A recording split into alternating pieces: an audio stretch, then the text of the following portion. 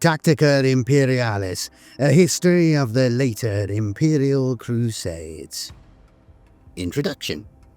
Many and glorious are the deeds of man, and there is not a city or station anywhere in the vast realm of Imperial space that does not contain some monument, shrine or citation to the courage, tenacity, and sacrifice of the warriors of mankind. Without the ceaseless, selfless efforts of military personnel in theaters of war ranging across our galactic territory, the Imperium would not have endured down through the millennia. The Imperium is founded upon the blood, sweat, and muscle of the warrior classes.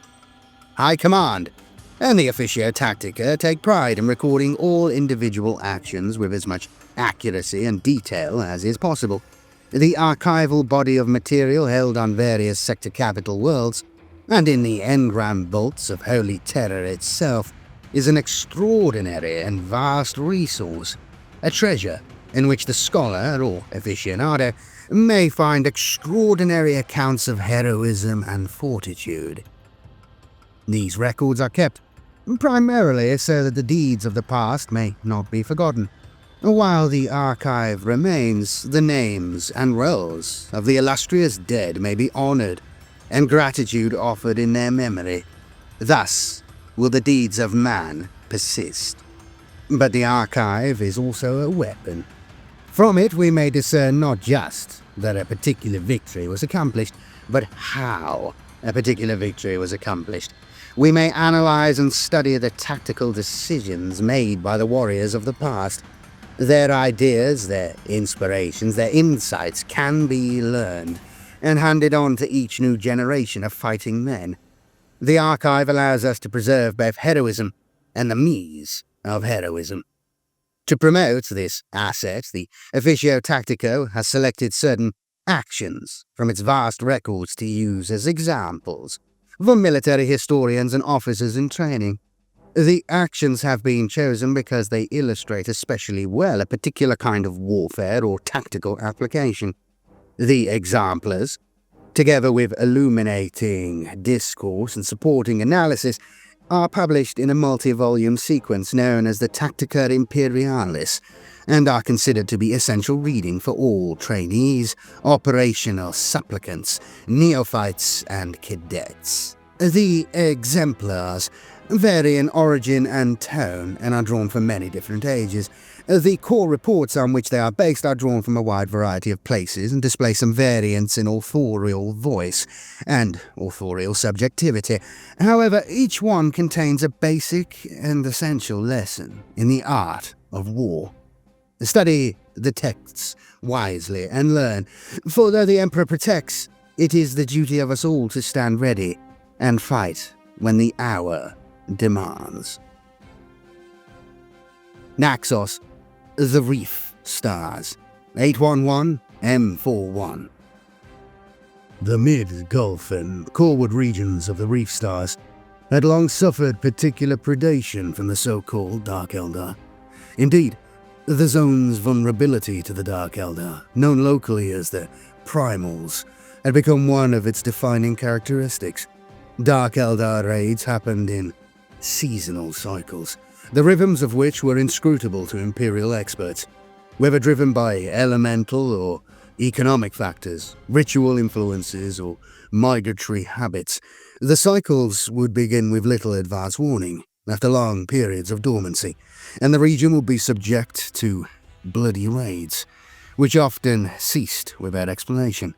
Due to the small and agile nature of the Dark Eldar raiding forces, the cycle could seldom be stemmed by decisive military effort. However, the example of Naxos in 811 is a rare exception to that rule. From our history of the later Imperial Crusades, the account of Naxos was assembled from a variety of contemporary documents and reports by Colonel Jan Hulvers in 856 as part of an oversight treatise on the tactical considerations of the Reef Stars commissioned by the governor subsector, Joachim Valans, at the time of his assumption of office. An imperial tactician assigned to the house of the governor, Halvers was a particularly insightful, no-nonsense observer of strategic history, and it is his analysis of the Legio Astartes, as much as the Dark Eldar, that makes the report of such value to tactical officers.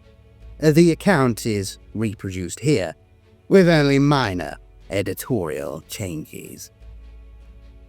Naxos is a non-virile, mineral-wealthy world, one of the outer planets circling the star 88 Beta Naxos, in the Corward region of the Reef Stars, proximal to the Mandeville Point at 46 Gmos. First identified in M37 during the 16th voyage of the rogue trader Benificio Lazelle, the system was recommended by him for mineral exploitation, but such development only began in 561 M38, under the authority and benefit of the governor subsector at Tarsal. At this time, the speculative prospector outposts were established on 4 of the system's worlds. But within a decade, the world now known as Naxos had been revealed as the most resource-rich. The other outposts were shut down, and all development work concentrated on Naxos itself. It was then that Naxos adopted its name from its local star, being the most prominent in the planetary group.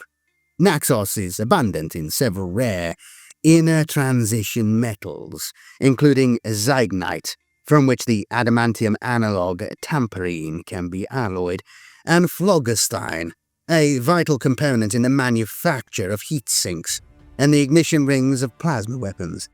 By 589 M38, the prospector outposts on Naxos had been uprated to a mining station, in which capacity it continued to develop and prosper until 217 M39, when it was awarded a colonial charter and the mining station received the designation Naxos Colony 1. Despite its remote location, Naxos Colony 1 fared well for many centuries and proved to be one of the subsector's most lucrative outholdings. Twice, in 580 M39 and 341 M40, the colony's governor petitioned for a second colonial charter to be issued, as the workforce influx drawn by the expanding mining operations threatened to outstrip available habitat development. Indeed, around 580 M39, work began to prepare a second colony site 1,000 kilometers west of Naxos Colony 1. However, in both instances, the charter was denied due to fluctuating economic pressures in the region. At its height, circa 340 M40, Naxos Colony 1's population approached 3.5 million Imperial citizens, but this figure had declined by the time of the action in question to around 400,000. In the 5 decades leading up to the events under consideration in this account, the prosperity of Naxos had begun to fall off due to dropping productivity.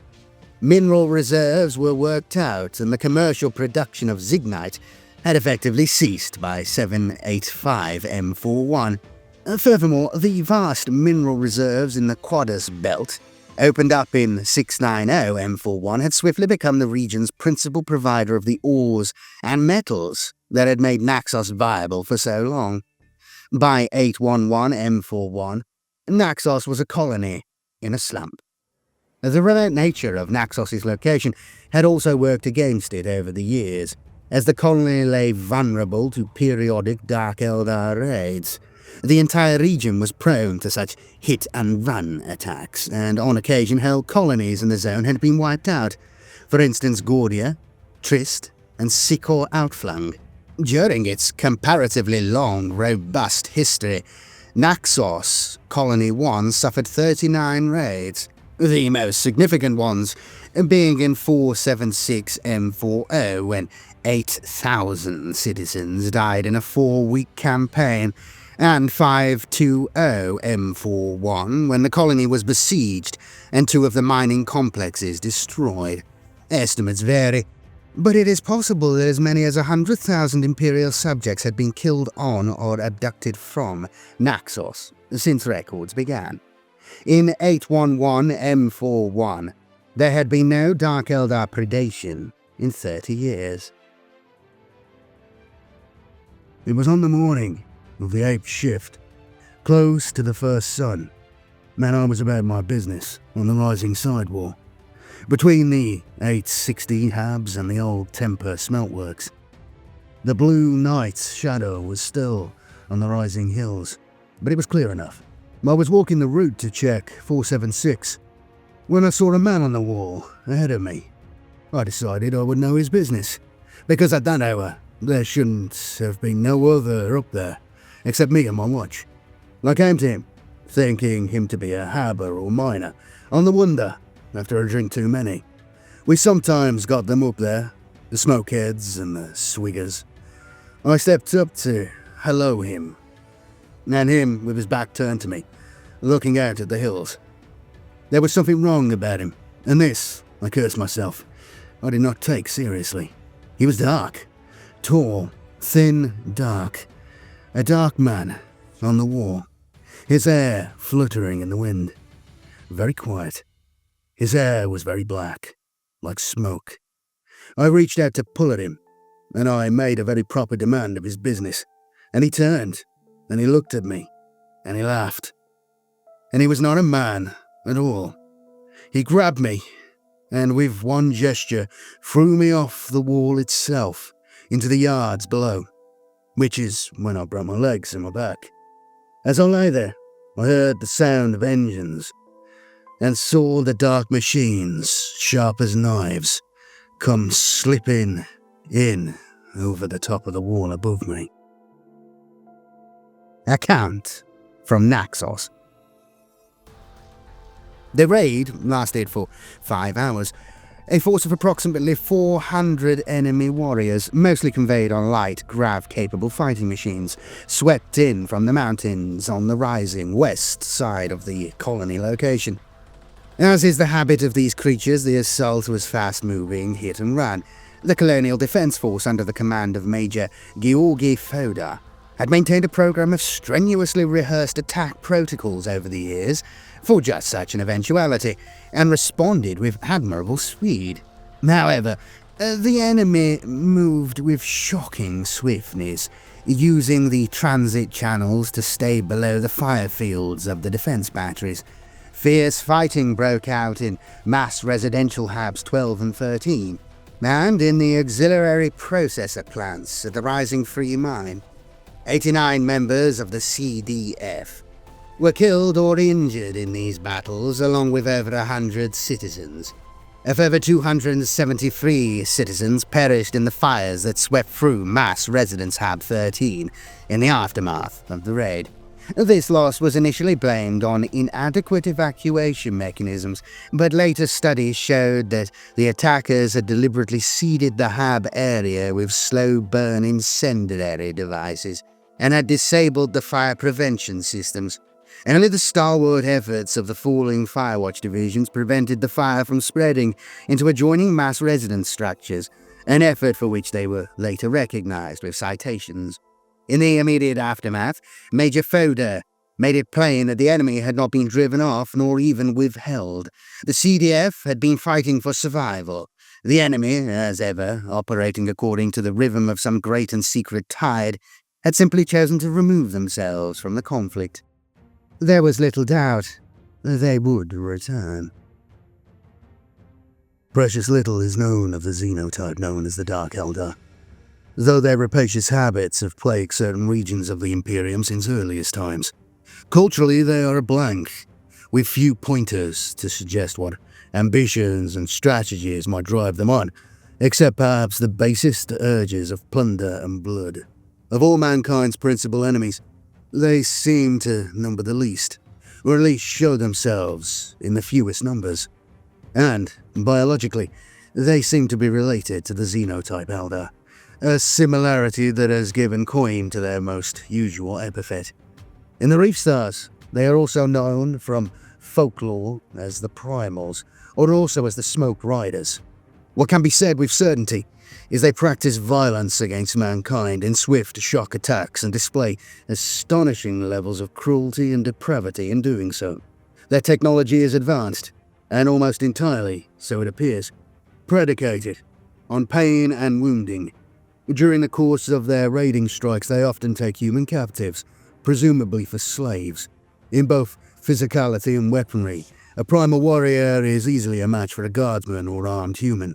There is also no doubt at all that they are possessed of keen intelligence, but said intelligence is focused completely on cunning and malice.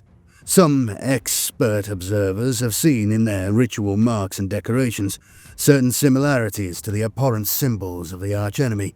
Is it possible, they conjecture, that the primals are an offshoot of the Eldar race that has, like our own shameful traitor kin, fallen prey to the influence of chaos and the warp?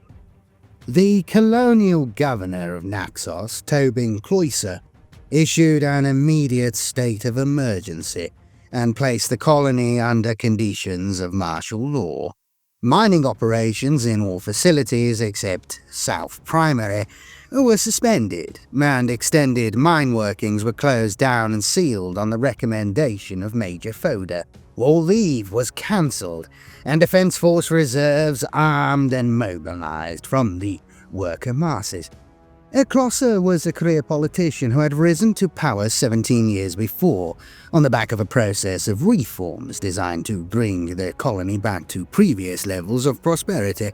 He firmly believed, a belief based mainly on the strength of recent metallurgic assays conducted in the rising mountains, that Naxos had a great measure of previously unrecognized mineral wealth. He had been campaigning hard to have the colony's mining charter extended and to attract new wealth and investment to Naxos. Cloyser, who had not seen a primal raid during his office, realized that the day's events and its probable sequels might bury the colony's reputation for viability forever. He sent an immediate request for aid to the governor subsector on Tarsal. 2 days later, via astropathic channels, Cloyser received a response. His request had been refused. The reasons cited by the governor subsector for his refusal, a decision made with great regret, were simply ones of mobilization. The 5-decade-long dynastic wars in the Carillion group were still raging, and a hot war had recently broken out with the separatist movement on Brachia. The standing reserves of the Imperial Guard were at full stretch, and none could be committed for at least 10 months sidereal. It is possible that other issues affected the decision. Rumors had begun to circulate at court, and through diplomatic back channels, that Lord Militant Bauer, tired with the seneschalship of the Petal Worlds given to him after the Ondorian campaign, was petitioning to raise a crusade against the Greenskins, a military operation later famously curtailed at the 11th hour after Bauer's sudden death. Bauer was a figure of immense influence, and those who backed his crusade call with promises of manpower and support would find themselves in favour at the very highest levels. It would be a pardonable sin to suggest that the governor subsector was amassing troop reserves in the expectation of lending them to Bauer's build-up. In the face of such an enterprise, the fate of a single small remote colony was a minor thing. It is also possible that Naxos was considered to be as good as lost already. However, the governor subsector's message concluded with the curious suggestion that he was examining other options. In his diaries, we learn that Cloyser regarded this final phrase as an empty promise to save face. But it proved to have more weight than that. 2 weeks after the primal attack, a starship translated into geosync orbit above the colony. Tensions in the colony were running high. There had been no further raids by the Dark Eldar, but rumour and allurum had spawned 1,000 stories of figures in the hills beyond the colony, of spectres haunting the Habs at night, and of children taken from their cots. While it is entirely possible that some of these tales had a basis in genuine Dark Eldar activity, most of them were the product of overheated, overstressed imaginations. Though unpredictable in almost every measure, Dark Eldar raids are often notable for the length of time between assaults. as if the enemy delights in waiting to appear again, long past the endurance of any patience or courage. It is as if they attack once and then leave the victim to stew in their own fearful apprehension, tearing themselves apart with panic and ghastly possibilities. Certainly in that 2-week period, 18 men deserted. Another 5 were executed for desertion, and 29 citizens were killed or injured in outbursts of rioting or street violence. The arrival of the starship briefly brought the simmering mood in the colony to boiling point. Many believe that this was the arrival of a fresh primal raid. Civil unrest, greater than any seen before, broke out, and the CDF had to work hard to contain it. 2 orbital landers in formation left the orbiting ship and descended towards the colony. They made no request for landing rights or descent data. They set down in a slag zone north of the gas separation facility. They were Imperial vessels. They were Astartes Thunder Orks. Fielding a force of 40 battle brothers, Space Marines of the Legio Astartes chapter, the Iron Snakes, had arrived on Naxos. They were led by Brother Captain Trockus. Captain Trockus immediately met with Closser, Major Foder, and other seniors of the colony. He explained that routine strategic monitoring of the region had brought the plight of Naxos to the chapter's attention, and they had decided to mobilize a force and step in when it became apparent that no Imperial Guard force was available to reinforce. Trockus would not confirm if the Governor Subsector had contacted the Iron Snakes chapter house or not. In his own private journal, Foder speculated that the Iron Snakes had been monitoring astropathic traffic and had learned of the situation by intercepting the encrypted communiques between Closser and the Governor Subsector. This notion, which Foder sensibly kept to himself, was later cast into doubt by another, perhaps more sinister possibility. Governor Closser was at once delighted and dismayed.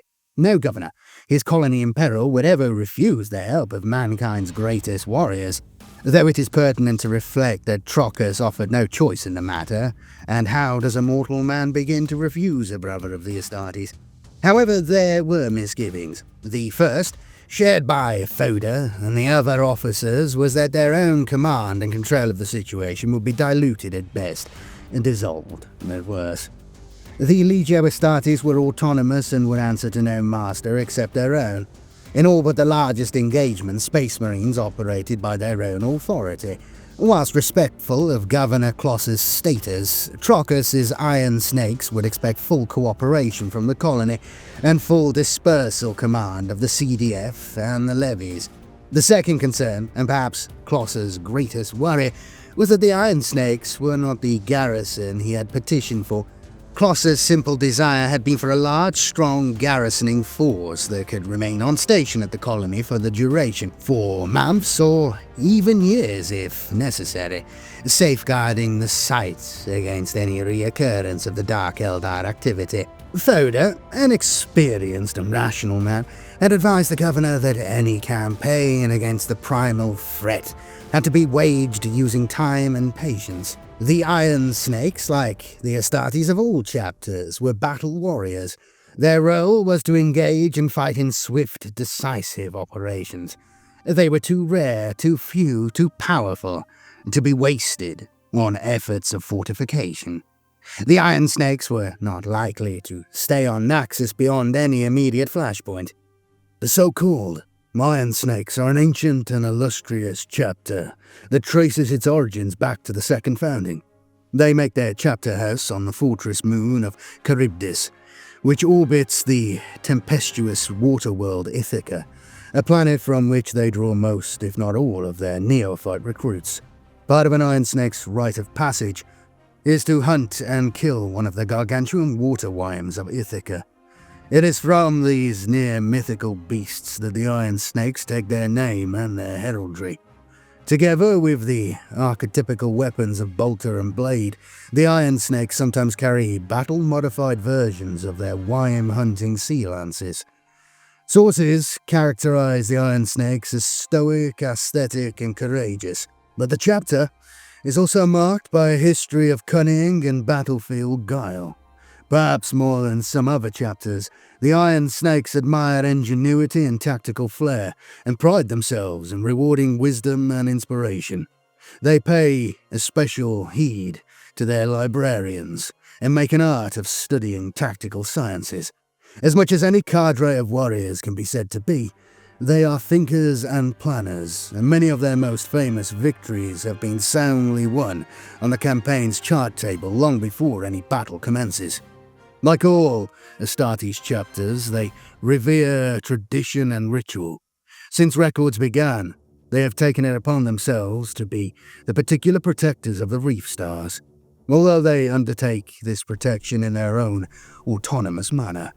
Their battle honors include many great triumphs against the forces of chaos and the Greenskin, though they have always considered the special enemy of the reef stars, the Dark Eldar, their particular sworn foe.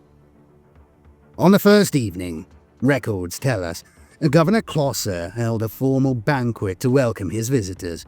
Captain Trockus attended along with his squad commanders, though it is recorded that they ate little of the feast and drank nothing except water.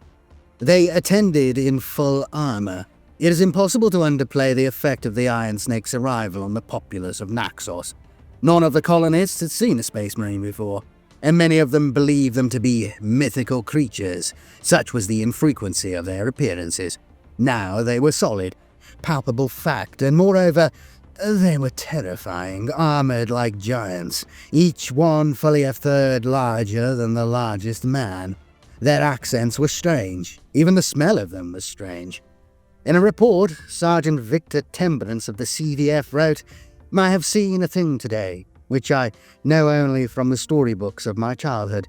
A snake of iron. Oh, so mighty, and so broad and so bold that it might have been a statue on the colonnade of the Emperor come to life. I call it it because it was not a he, nor even a she, but a thing like a god. Its armor glowed like the moon, gunmetal bright, and it smelled of sweet oils and sacred lotions.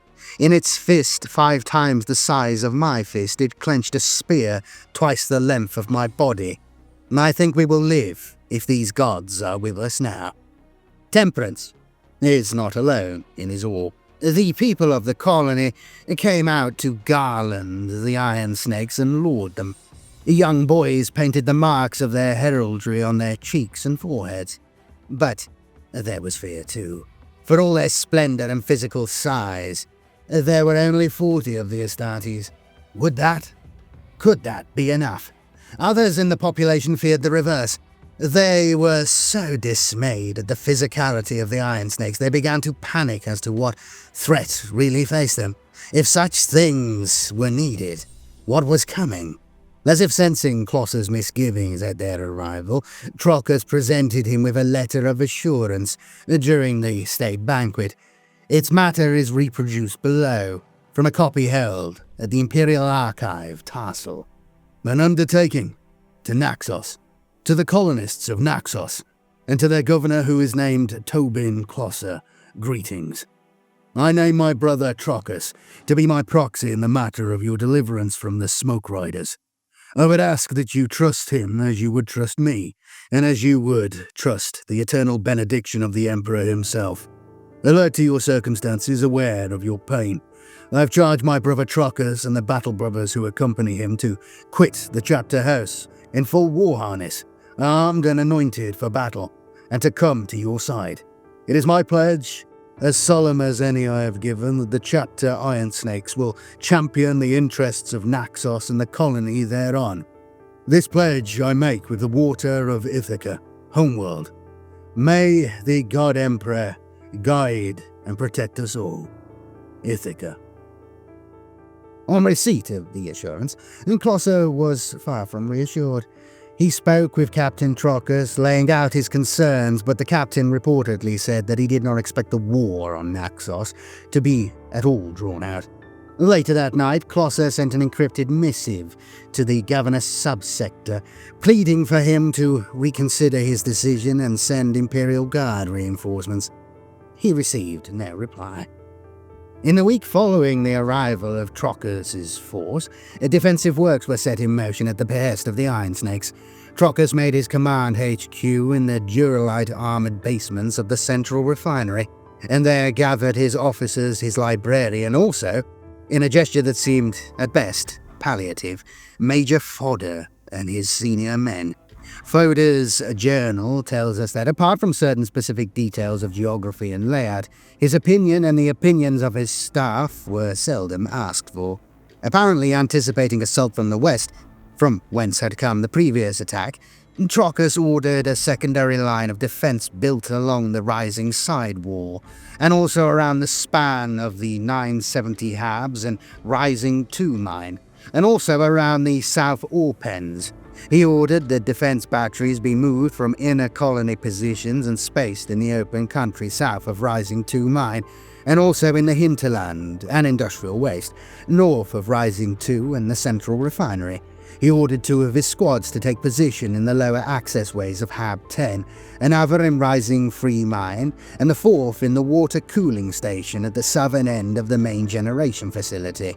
Trockus then instructed the CDF to man the new defences at Rising Sidewall and the 970 Habs, but also positioned a significant number of the levy reserves around the falling store domes and South Secondary Mine. Fodder was beside himself. He confronted Trockus and demanded to know on what basis the Iron Snake's captain believed the enemy would assault from the same side as before. The colony's falling side was woefully underprotected and vulnerable, as was, in his opinion, the refinery interchange. Captain Trockus was polite, but brooked no dissent, according to a CDF eyewitness. He told Fodder plainly that this was the way to protect the interests of Naxos. His instructions were carried out against Fodder's objections. 2 days later, they were put to the test, and were found wanting.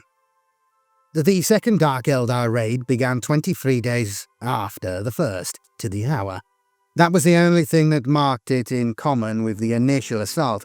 As Major Fodder had predicted, the foe directed their attack in from a different direction altogether. The Dark Eldar had apparently concentrated their forces, estimated then at some 600 plus, in the deep canyons east of the colony, the so-called Falling Side. There, below the reach of Auspex, they had massed their numbers, and struck at dawn at the comparatively undefended flanks of the colony.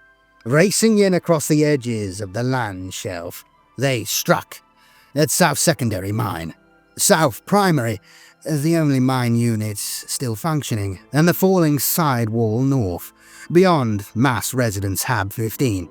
Carnage ensued. The massed levies, most of them miners and Hab workers drummed into a militia, were slaughtered. At Falling Side Wall north, 422 men died, many of them valiantly defending the Habs of their families and friends. Lomas Drax, a militiaman, wrote, "It was all confusion, terrible confusion. We had been told the Iron Snakes were with us, but where were they? I saw my friends and neighbours, good men all, perish, cut apart by blade and blast. The devils went all upon us. They came streaking in on their bikes, cackling, as they fired volley after volley into our midst. We had no cover." Hennis Telbay, another of the militia levies stationed at the Falling Side domes, wrote, "I was left insensible by the air shock. I'm a deaf man now. I saw shapes coming in, and held on to the hand of my friend as we were lifted by savage explosions. Then I found a hand was all I had left of him, crawling in the dust. I saw South Secondary explode." South Secondary Mine did indeed explode. A catastrophic detonation had left 900 colonists dead or crippled.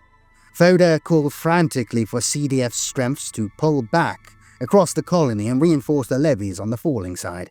He also called for Trockus for aid. None came. By the time the Dark Eldar withdrew, 5 hours after the assault had begun, South Secondary Mine was ablaze, and nearly 3,000 colonists had been killed.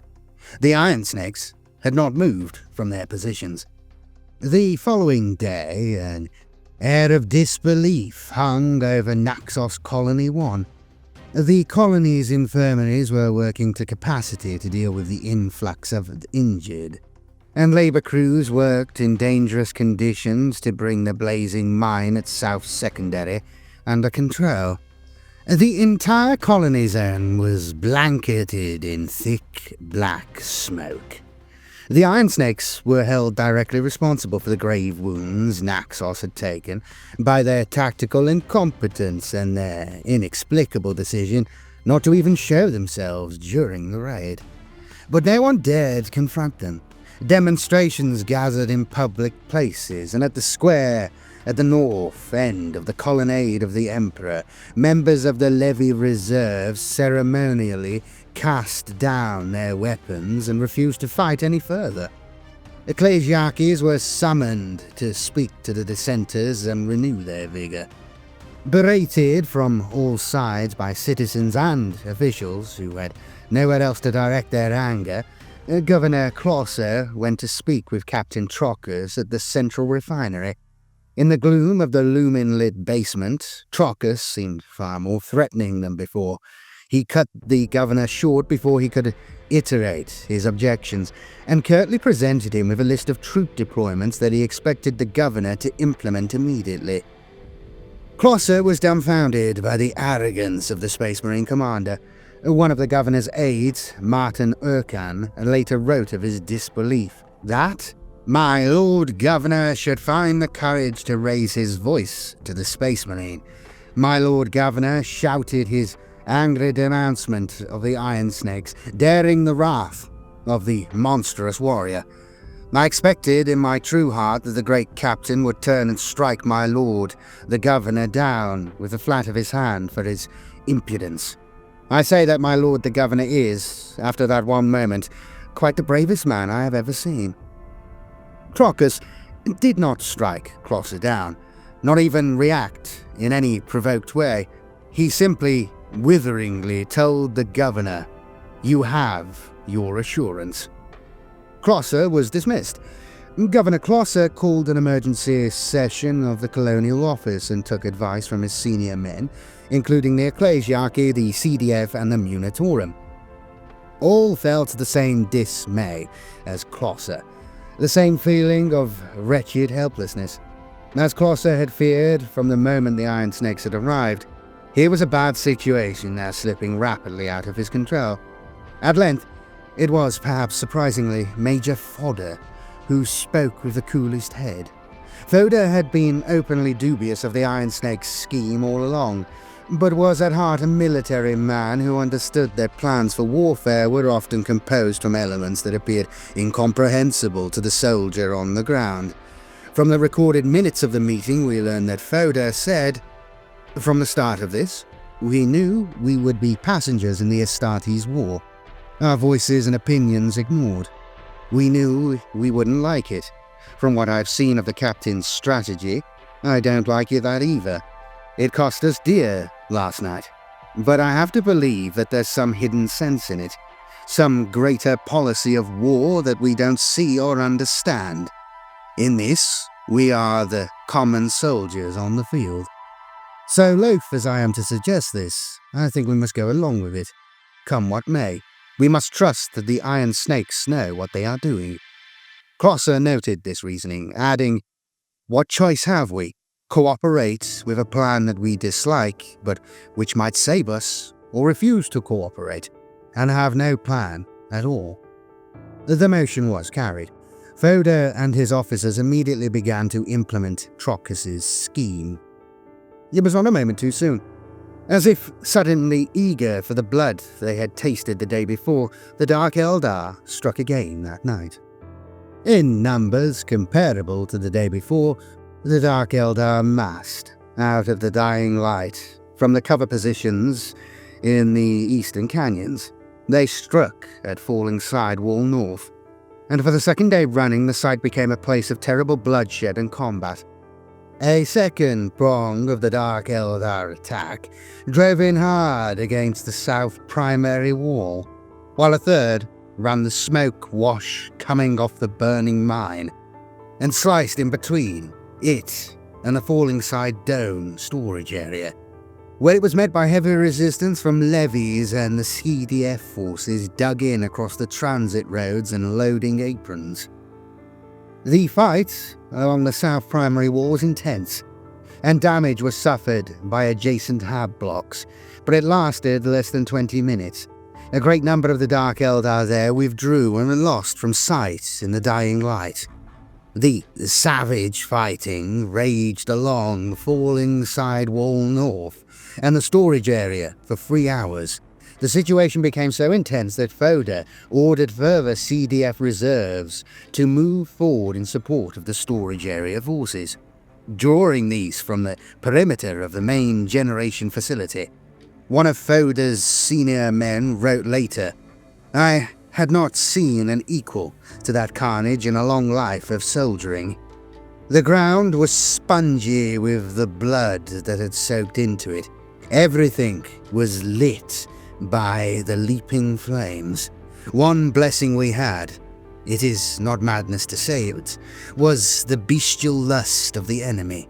If they had simply driven at us wholesale, the power of their vile weapons and the speed of their machines would have overrun us in short order. But these murderous beings thrill to strike death blows by hand, to involve themselves in the melee, as if it is some sort of sport or game. So they came amongst us, with close-quarter weapons, diabolic shadows in the fire and smoke. And this gave us a chance to match them blow for blow. Even then we did not stand a living chance, but our resistance and the life of the colony itself was prolonged. Foda sent several messages to Trockus, demanding he engage the foe. Trockus did not reply. For the second time, the Astartes forces had remained conspicuously absent from the field. The battle for the falling side ground on into the night, just as Foda began to hope for relief. Just as he began to hope that the Dark Eldar might, as before, simply pull out and quit, an urgent Vox message came through. In large numbers, the Dark Eldar, perhaps the very ones who had pulled back from the south primary wall earlier that evening, had circled the colony and began an assault on the rising side. Having exchanged fire with the defenders positioned before the 970 Habs and Rising 2 mine, they had driven in great force at the refinery interchange. Major Foda's fears had been realized. By breaching the outer wall at refinery interchange, the Dark Eldar had penetrated the inner zones of the colony. Crucial objectives such as the central refinery and the main generation facility now lay in their sights. The raiders took some losses to the batteries, ranged on the hinterland behind the interchange complex. But with little cover available, these batteries were quickly overwhelmed or became sites of fierce close-quarter fighting, as the raiders dismounted and set about the CDF personnel. Major Foda, at that time positioned to the east at the gas separation facility, immediately set off west to take personal command of the incursion zone battle. Initial estimates put the number of raiders that had penetrated the breach at 300. By the time Foda arrived, these numbers had risen to almost 500. More were arriving at every moment, apparently summoned by their brethren that had made entry. The raiding bands attacking the falling side of the colony were withdrawing to swing around the colony zone and enter the breach. Foda retasked as many of the CDF and levy elements that he could to close into the hinterland area and meet the invasion. Within 45 minutes of the initial incursion, it became clear to those on the ground that the raiders were focusing their attack on the central refinery. Ringed by zoned shielding, revetments, and blade wire, the refinery was one of the colony's most secure facilities, and this evidently piqued the raiders' appetite. They swept in across the hinterland district and began an assault on the refinery defenses and approach tracks. Intense pockets of hand-to-hand fighting broke out along the principal track and around the gates to the refinery compound. Eyewitnesses reported the scene as hellish and infernal. The entire area was lit red with flame light, and the dense smoke had rendered the night's darkness solid and opaque. Just before midnight, with the raiders some 10 minutes away from engulfing the refinery, Captain Trockus finally deployed the Astartes. Under Trockus's personal leadership, the 2 squads of Iron Snakes positioned in the lower accessways of Hab 10 broke from cover and assaulted the right wing of the raiders' main incursion. The sudden appearance of Space Marine forces seemed to fill the raiders with both dismay and dark glee. They had little option but to turn and engage. In a 30-minute set-piece battle, the 20 Space Marines cut a swathe through the enemy mass, and left over 100 of them dead or dying. Rallied by the sight, the CDF and levies threw themselves into the fray and followed the cutting edge of the Space Marines' advance. The Dark Eldar forces must have been counting on their own reinforcements to outweigh the Space Marine force, but almost all of their raiding strength was already deployed onto the hinterland, their charging impetus gone, and their unit cohesion lost in the confusion. All told, perhaps 600 Dark Eldar warriors had entered the colony area to be met by the ferocity of an Astartes resistance, supported in full by the eager colonial forces. Like a packed dog sectioning off a herd of livestock, Trockus drove his 2 squads northeast and decapitated the Dark Eldar main force in front of the central refinery. About 90 Dark Eldar were marooned on the refinery approaches, while the bulk of the raiding force recoiled and began towards Rising Free Mine. Trockus, it was now clear, had planned this trap maneuver with intricate skill and confidence, using his limited numbers to startling and devastating effect. He wheeled his 2 squads west and began to pursue the Dark Eldar main section towards Rising Free Mine, with large sections of the CDF in support. A running battle broke out. Simultaneously, his 3rd squad, concealed in the water cooling station at the southern end of the main generation facility, stormed out of concealment and attacked the remainder of the Dark Eldar force on the main refinery approach. These radars were, in the space of 20 minutes, annihilated between the Iron Snake's 3rd squad and the levy strengths that had remained on station.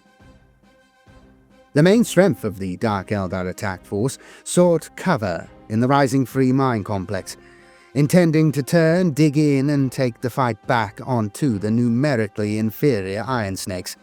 But Trockus's 4th and final squad was waiting there for them, patiently. At Trockus's order, the 4th squad engaged, and terrible slaughter was done on the enemy as they were caught in the open between the 2 opposed fronts of Iron Snake's power. 70 or 80 raiders were slain in that intense exchange. The surviving mass wheeled east and attempted a dramatic and hasty flight from the colony zone via the refinery interchange, the way they had entered.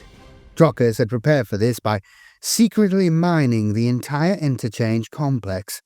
At this point, he detonated the mines, killing many of the fleeing raiders and forcing the rest to turn in a flight that was little short of panic.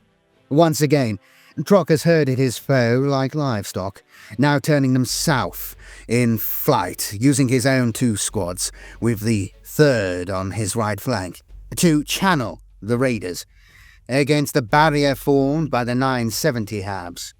The raiders, now numbering less than 200, took shelter in the Rising 2 mine. They intended to use the structure to their advantage, the way they had hoped to do with the other Rising Side mine. This time, no hidden squad of Space Marines awaited them. Inside, they dug in. The massive rockcrete superstructure of the mine complex offered them ideal fortress cover. With the Astartes and colonial forces in the open hinterland before them, the advantage was momentarily theirs once more. Captain Trockus had also laid charges in the Rising 2 mine. Once the Dark Eldar were inside, he detonated the charges, triggering a huge explosion magnified by igniting gases. The mine was leveled. In short and swift order, the Iron Snakes had annihilated a Dark Eldar raiding force that vastly outnumbered them. Naxos Colony 1 had suffered miserably in the course of the undertaking. The death toll had been high, the property damage immense, and 2 of the colony's main mining structures had been destroyed. One by deliberate sacrifice, Governor Cloyser filed several formal complaints at the way his colony had been used as bait and trap, but he was generally ignored or overruled. Some reparation was offered in the form of financial aid by the governor subsector 8 months later, but it was just a fraction of the commercial value that had been lost. The damage and loss of productivity accelerated the colony's decline.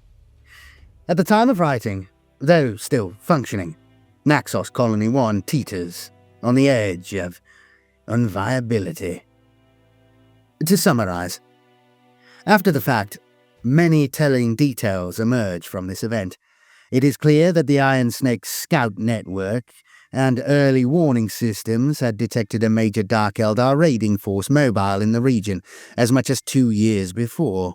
From experience, the Iron Snakes knew they might spend decades hunting such an agile, elusive force through the reef stars. They needed a trap and a means to eradicate the menace in one blow. It seems likely that it was the Iron Snakes themselves who prevailed upon the governor subsector not to send a garrison force to Naxos. They wanted Naxos undefended because they wanted it to appear enticing to the raiders. Furthermore, they know that the Dark Eldar were likely to ignore any potential targets where Space Marines might be present. For this reason, the Iron Snakes remained undeployed and out of sight during the initial raids, only showing themselves once the Dark Eldar had become supremely confident and overcommitted. Naxos was indeed used as bait, and one might say, given its subsequent economic collapse, entirely sacrificed in order that the enemy be vanquished. However, it is to be considered that the Iron Snake's remit is greater than the defense of one world or colonial outpost. The written assurance given to Governor Cloyser that the Iron Snakes intended to champion Naxos's interests referred to a bigger view. The destruction of the Dark Eldar raiders was essential for the interests of all Imperial subjects in the region, and therefore, by extension, in Naxos's interests, even though the colonists had to suffer to achieve it. The episode shows us just how effective even a small force of Space Marines can be, and offers salutary lessons in the differences between Astartes and non-Astartes mindsets. There is a clinical brilliance to Trocus's victory, but a ruthlessness too. For the good of the Imperium, Space Marines may make choices beyond the moral compass of the Guard or the Navy. It is worth noting as a footnote that Major Foda, whose belief that the Iron Snakes were working to some bigger plan was convincingly vindicated, did not survive to see it. He was killed in combat on the approach to the central refinery. The Emperor abhors any life wasted in his name, and we fight daily to preserve the vitality of our species. But we must know the value and necessity of sacrifice, and understand what it is to have the strength and courage to make clearly and confidently such decisions in the heat of warfare. Libov, the Sabbath Worlds, 778 M41. By its 23rd year, the monumental Sabbath Worlds crusade was entering a defining phase. Under the mercurial command of the War Master Makarov, the main armies of the crusade had successfully advanced into the savagely disputed territories of the Cabal systems, a densely fortified and defended region, and was beginning to make significant gains in the Carcharodon cluster, a tract generally regarded as the heartland holdings of the archenemy. Many believe that overall Imperial victory was in sight, perhaps no more than 5 years off. However, others feared that a number of factors could unsettle the Imperial confidence, possibly with disastrous effect, more than once. The fortunes of the crusade had switched drastically against the Imperial side. There were two key considerations. Firstly, the fighting in the Cabal and Carcharodon regions were on such a scale previously unseen, even in a long crusade that had witnessed massive set-piece battles. Secondly, and more insidiously, There was unfinished business in Makarov's wake. The Khan group, trailward of the Cabal systems, was still beset by enemy forces, many of them attempting to effect a counterattack. In his effort to race ahead, Makarov had left many unresolved conflicts to be dealt with by his second front. Conflicts that, if mishandled or lost, would allow significant archenemy forces to drive at the crusading forces from behind. From a history of the later Imperial Crusades. The account of the Leibov War is taken from operational reports made during and after the action. A body of material later formalized and annotated by General Galan Galt in his book, A Strategic Assessment of the Khan Group Conflict 799 M41, which was later approved for inclusion in its charter list of recommended works by the Tactica Imperium. The Leibov section has often been republished separately for academic study. Galt, at the time a junior officer, served under Khanhide Leibov, and later saw command at Sarnesia and Xerxes III. The editorial perspective is Galt's, and is reproduced here with minor amendments requested by Imperial Guard High Command. Begun in 755 M41, the Sabbath World's Crusade was a massive endeavor to liberate over 100 inhabited systems along the edge of the Segmentum Pacificus from the forces of chaos. An ancient and feudally held region, the Sabbath Worlds has an imperial history dating back many thousands of years, and in that time has been severely threatened and invaded by the enemies of mankind, most especially the feral chaos forces known to occupy the so-called sanguinary worlds, spinward of the inhabited sectors. Liberated early in their formal existence during the crusade led by Saint Sabbath, from whom the stars take their name, the worlds were extensively retaken by the enemy during the Sabbath incursions that began a century and a half prior to the crusade. Though many worlds held out during this troubled and dangerous period, by 740 M41, it was clear the region no longer retained any semblance of central imperial control, and a crusade-scale mobilization was prepared to retake them. Initially generated and led by the inspired command of War Master Slado, the crusade enjoyed vigorously early successes, despite savage opposition, and the first phase culminated in the critical battle at Balhut, considered a turning point in the opening decade of the endeavor. However, great Slado perished in the Balhut conflict. His named successor as War Master was the young, unproven but brilliant Makarov, who galvanized imperial interests with his positive, some might say impetuous leadership. For the second 10 years of the crusade, Makarov drove his forces on through a remarkable series of engagements, eventually puncturing the monumental enemy defenses at the Cabal system, which opened up the vital Carcharodon cluster and paved the way for the Crusade's third principal phase, when the Imperial armies confronted the archenemy forces in their own heartland. However, in the years immediately following 773 M41, the archenemy attempted a considerable counterattack, pincering behind the advancing Imperial front at Makarov's overstretched lines of supply and communication. The focus of this counterattack was the Khan Stars, a knot of old Imperial worlds and colonies adjacent to the Cabal systems, where Imperial governance of the region had once been situated. Action on this second front raged for many years, and many times Imperial forces hung in the balance. It was feared that Makarov's muscular gains to Spinward would be for nothing if the counterattack succeeded in its objectives and bisected his advance at the Khan Stars. Tactical scholars believe that if Makarov's main force was decapitated in this way, nothing could prevent it from being surrounded, overwhelmed, and obliterated. Several of Makarov's senior commanders were charged with the prosecution of the Second Front, including Generals Van Voits, Kelso, Bulledin and Lushem, Lords Militant Cyborn and Hummel, and Marshal Blackwood. For the most part, their task was to block and defend against the counterattack, but this often meant they had to retake strongly held enemy worlds that Makarov had bypassed in his way to glory. Left unmolested, these worlds could form powerful beachheads and staging posts for counterattacking foe. One of these worlds was Libov. First settled in the early historical period of the region, circa M36, Libov had grown to be a hive world of considerable power and manufacturing capacity.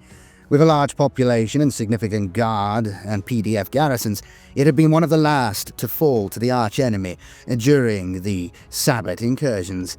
Effectively conquered in 750 M41, Libov had suffered under archenemy occupation for 2.5 decades, though several hive cities had remained under Imperial control for good portions of that time, and major land wars had been waged as a result. Strategically useful due to its location on one of the main jump routes, Libov was also believed to be a source of fuel, munitions, and other consumables for the archenemy forces in the Khan group. Late in 777 M41, Lord Militant Kyborn ordered it to be retaken and gave command responsibility to General Karnhide.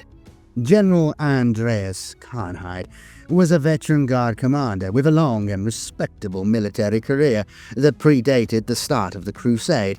He had served under Slado during the Kulan Wars in 752 to 754 and had thus become one of the War Master's chosen command echelon at the start of hostilities.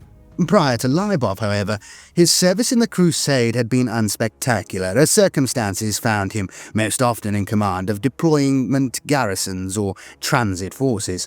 After Balhut and Slado's death, Karnhide suffered the same fate as many of his contemporaries when he found himself out of favour with the new War Master. Makarov, with characteristic petulance, took it upon himself to give operational preferment to those he felt were his own, which is to say the new blood, the younger, often untested officers who had risen with him on the skirts of Slado's command. Many estimable veteran commanders, with nothing to prove in terms of loyalty and ability, were relegated unceremoniously to secondary roles. As a result, a great number of them were saddled with the onerous chores of second front command. Karnhide, born on Gudrun in 711, was consequently a capable officer who had never been given the opportunity to truly shine. He was well liked by the rank and file, and had an easy nature that seemed relaxed and could often be mistaken by detractors for timidity and indecisiveness. It must be said that his selection for the theatre command of Libov was not made on merit. Overstretched and beset by 3 significant conflicts in the immediate Khan group, Lord Militant Kyborn had tasked the job of liberating Libov to the only senior officer he felt he could spare. Similarly, Karnhide was not blessed with control of a well-formulated, well-ordered mission force. Though of decent size, his liberation army was thrown together at the last minute from disparate units, most of whom had not served alongside one another operationally, and many of which had been on frontline service for excessive duration and urgently required retirement and restating. It may be that Kyborn considered Karnhide and his force expendable, or Libov to be less of a threat than it actually proved to be. Most likely, he regarded Karnhide's task force to be a stopgap, a competent but unexceptional commander with a tired, unstructured army, who would keep Libov busy until such time as Kyborn was clear of his immediate problems and could come to claim victory for himself. Significant enemy forces awaited Karnhide on Libov, especially in the so-called transcontinental nexus, where the bulk of the planet's most viable hives and manufacturing centers lay. Cult armies and levies of prodigious size occupied the zones, many of them drawn from the indigenous population, polluted by the caustic touch of the war. Those imperial citizens who had not succumbed to the taint of chaos were cruelly employed as slave labor in the industrial belt. The archenemy forces were further supplemented by war machines, armor, aircraft, and battlefield titans, as well as some considerable numbers of traitor marines. Usually, such archenemy forces were stratified and uncoordinated, united by a common cause, but unharmonized in terms of command and control. Cohesion in archenemy armies is often weak or flawed, and rivalry feuds and internecine power struggles often erupt.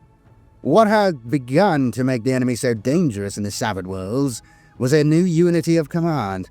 Though still clan and cult-centric in nature, the enemy forces recognized one senior overlord, or Archon, who was the equivalent of the Imperial War Master. The Archon, named Erlock Gur, had evidently claimed, by right of combat or ritual, the overlordship of the innumerable feral clans and factions. Other clan leaders, many monstrous potentates in their own rights, had become his lieutenants or magistars. For the first time, the archenemy was operating with one unified purpose, as much as any army of the ruinous powers can be said to do so. Central to Gower's harmonizing efforts was the Blood Pact.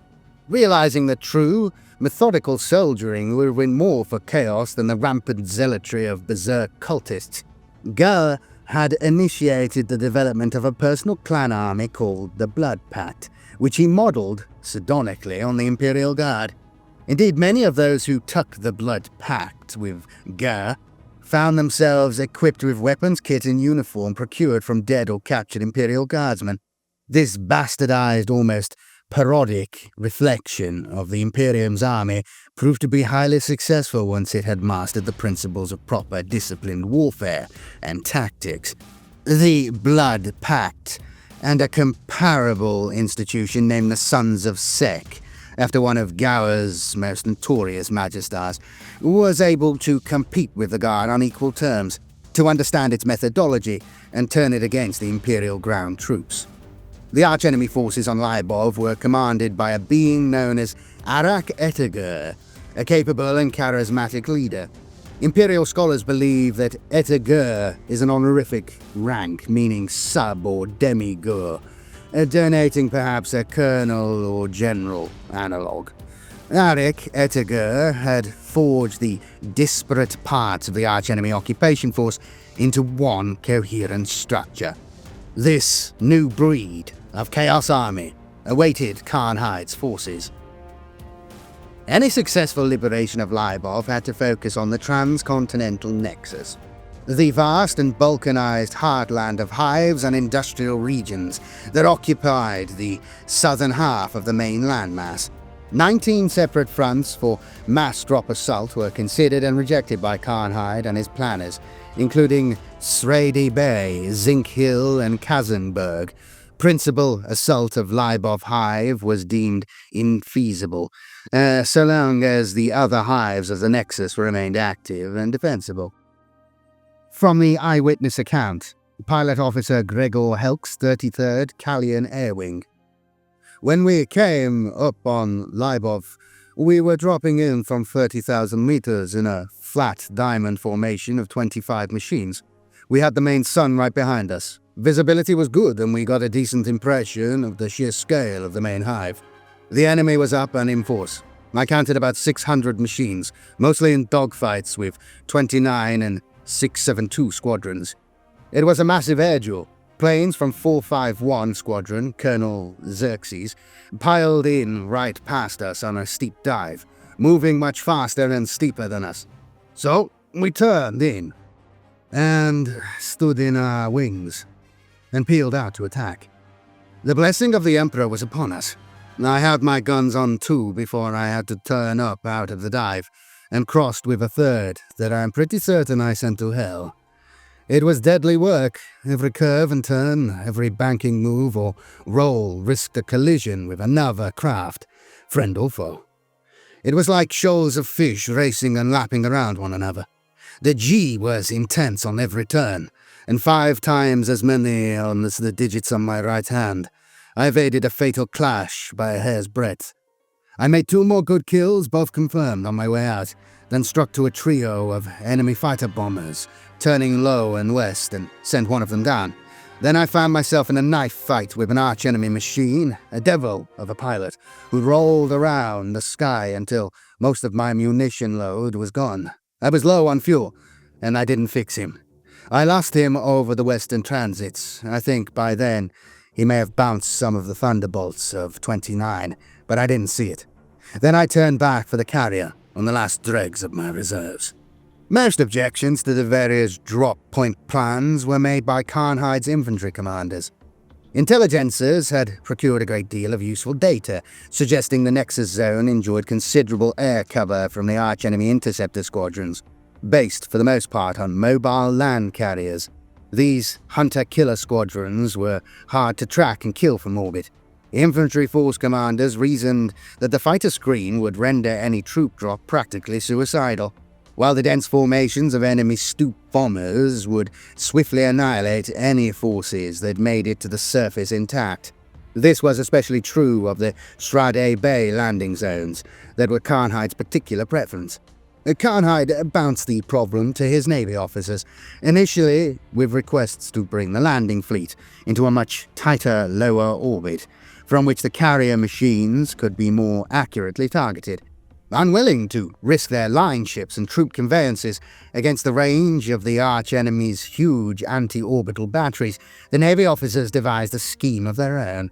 Realizing that a flat refusal to Karnhide might result in them being ordered into close orbit anyway, Flight Marshal Kerrol Hayden presented an attack plan to General Karnhide, whereby the Navy fighter squadrons would be deployed into the atmosphere in advance of the troop drop, to engage the enemy aircraft head-to-head for air superiority. Such a bold tactic was ordinarily disliked by most commanders of the fleet, who resented wasting fighter craft by sending them in without orbital barrage support. However, the individual pilot officers, whose views were often overlooked, relished the notion of such a challenge, and in this theatre, the commanders of the major vessels preferred to gamble their fighters rather than their main ships. The plan was agreed. 8 massed waves of Imperial fighters, predominantly Thunderbolts but also some Wings of Lightnings, began the assault at 0 hour on day 1.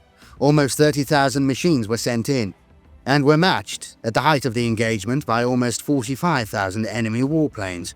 Overall, 63,000 Imperial warplanes were committed to the campaign. The total number of arch-enemy machines is not known, but is estimated to be around 140,000. The principal attack zones were the Strade Bay area, Bulk Cliff Hive, and the Zinc Hills region. The most intense of these initial air battles were fought at Strade Bay on the first and third days of operation, and at Zinc Hill on day 4. As the air war entered its second week, a massive engagement lasting 9 hours engulfed the coastal zone of Bulk Cliff Hive. Later in the second week, more air battles cut across the coast at Strade Bay North, and then, at the start of the third week, which was day 15, a final mass engagement took place southwest of Libov Hive itself. By that stage, arch-enemy air power had been reduced to about a third of its starting strength. Its wings clipped, Libov could no longer protect itself comprehensively from the air. It was now vulnerable to full-scale land assault. But after over 2 weeks of air combat, the arch-enemy knew what was coming. In the opening segment of the campaign, Karnhide had been required to mediate between the interests of the Imperial Guard and the Imperial Navy. Many of his command elites saw these difficulties as symptomatic of the unalloyed, unfocused nature of the task force Qyborn had bequeathed to Karnhide, and furthermore regarded their commander's handling of the problems as weak. However, we may see in hindsight that Karnhide was a skillful manipulator, who concealed his guile well behind a veneer of gentle conviviality. A warrior of the old school, Karnhide had enough experience to know that the Guard and the Navy were august and rival schools of warfare, and that lack of cooperation between them was as traditional as it was endemic. He orchestrated the air war simply by showing both parties what they didn't want to do, and then standing back and allowing them to conjure their own solution. Now, the land war had to commence. Though the skies were clear enough for a full-scale drop, the Guard were once again resistant. The air war had given the enemy plenty of time to make ready for an inevitable orbital invasion. Karnhide understood the reservations. A weaker, or perhaps less flexible commander might well have ordered the Guard in anyway, damning the consequences, but Karnhide believed that the answer lay with the Mechanicus. Another thorny web of negotiations faced him. If the Guard and the Navy could be famously uncooperative, the Mechanicus was another thing entirely. The Mechanicus priesthood had entered into the Crusade through cooperative pacts carefully formed by Slader in the early years, and their war machines had proven invaluable, not to say decisive, in a great number of cases. But they were still an autonomous body, no more willingly subject to the command of a regular Crusade general than the Adeptus Astartes, and it was widely understood that the priests of Mars were growing increasingly dissatisfied with the progress of the Crusade. It had endured longer than they had been led to expect by Slader, and they were being required to provide ever greater quantities of battlefield vehicles. Makarov had done little to placate them, and those sections of the Mechanicus that had been assigned to the Second Front greatly resented not being used for the glory of the primary campaign. If they were to be used at all, they declared, then, in the Emperor's name, they would be used where the true glory lay. Karnheit had a reserve of over 130 Titans in his task force, the majority of them Warhound variants. He believed that the Titans had the power and fortitude to break open the ground defenses and open a way for the Guard and its armor. Karnheit spent hours in patient, respectful talks with the priests of the Mechanicus. Eventually, he reduced his argument to a very simple piece of persuasive logic. He reasoned that War Master Makarov, boldly seeking triumph and glory, would most likely summon to the front line those units that had shown the greatest zeal and appetite for war, the very hunger for victory that he himself exhibited and which he looked for in others. If the Mechanicus wished to quit the Second Front and be realigned at the front, then an active display of military ambition would be needed. He promised that if the Mechanicus led the ground attack on Libov, he would personally see to it that the reports of that action were sent directly to the War Master's attention. It is important to note that Karnheit made no other promises, nor any claim that he could bring to bear influence that was not in his remit. He simply seeded the idea in the minds of the priests that they could get what they wanted by demonstrating their desire to meet the enemy. The Titans of the Mechanicus led the assault the next day. 3 key target zones were selected: Shredday Bay, Bulk Cliff Hive, and Zinc Hill.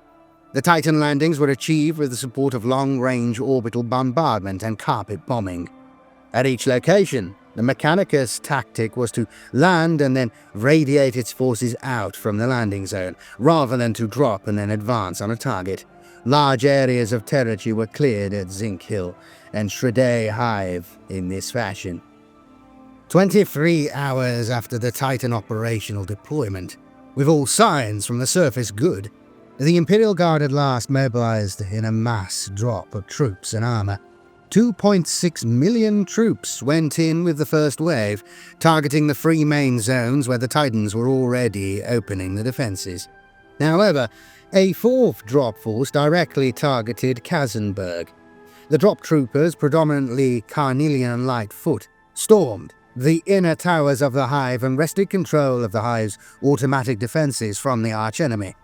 Though the second largest hive on the planet, Kazenberg fell by far the fastest and most easily, with the minimum of collateral damage. Later, during restoration work, the manufacturing and generating plants of the generally intact Kazenberg were swiftly brought back into use by the Imperial Occupation Force, which greatly aided early recovery. Zinc Hill, a tertiary-sized industrial hive in the heart of the southern nexus, proved the toughest of all the subsidiary hives to conquer. It had been the most resistant to the Mechanicus assault and still retained some air cover, which it used to devastating effect. Additionally, second-wave Imperial Guard elements were dropped close to it and advanced under armor support. A vast battle then erupted along the western wall of the main hive structure as the Imperial forces attempted to storm the hive. The archenemy deployed many bizarre engines of destruction, including mobile wall-top hardpoints and mechanized heavy mortars, which spat, by means unknown to the Imperial tech priests, geysers of high-velocity razor chaff. These latter weapons were able to shred both men and body armor, even at comparatively long range. However, their mechanisms were delicate, and heavy bombardment from Imperial Guard field batteries eventually broke their line. After 3 days of constant warfare, the Western Wall was breached, The Imperial Guard elements successfully penetrated the outer ring of the hive. In the broad agroponic zones inside the wall, the Imperial forces found themselves facing an enemy concealed in a ditchwork of trenches and foxholes. Vicious trench warfare persisted for a further 2 days until the Titan Vainglory Tumultus was brought in to clear the way. Ground troop losses were high. Once the inner hive had been breached, the Imperial Guard was harried by a host of poorly armed cult zealots who attacked down the hive streets and stacks with suicidal disregard for their own safety. Karnhide rendered field command to the discretion of his officers on the ground at Zinc Hill, allowing them to deal with the fluctuating and chaotic street fighting on a minute-by-minute basis, rather than issue blanket commands from a distance. Wisely, he recognized that by the time he had made any command decisions based on the data flow, the situation would have already changed. Later investigation revealed why Zinc Hill had been so hard a target. Arik Etagor had made his base at Zinc Hill rather than, as many would have presumed, at the major hive. Zinc Hill had evidently become a site of keen ritual or sacred importance for the archenemy forces, and was therefore defended with special vigor. It is also entirely possible that Arik Etagor was in residence at Zinc Hill at the time of the invasion, and the staunch defense was in part a cover to allow him to escape and flee to Libov Hive. Observers and comrades described General Karnhide's demeanor during the campaign as calm and affable, and as unflustered, almost relaxed, and this reputation did him no favors later. However, as is evidenced by his campaign journal, he was more than cognizant of the demands placed upon him and the difficulties presented by Libov as a target. He wrote, "Grateful as I am for the chance to take an active command, I could have wished for better than this hive place.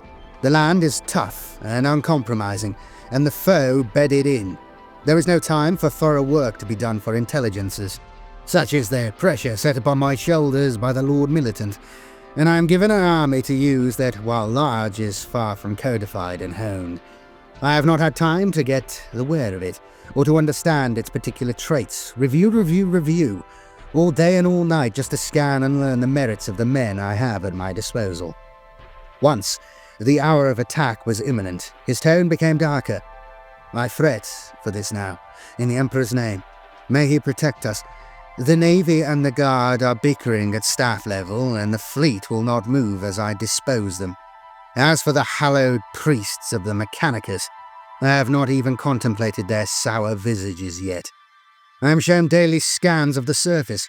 Perhaps thunderbolts will open this for us. I have not seen such entrenched fortifications since Balhut. Men will burn and die, that I can see.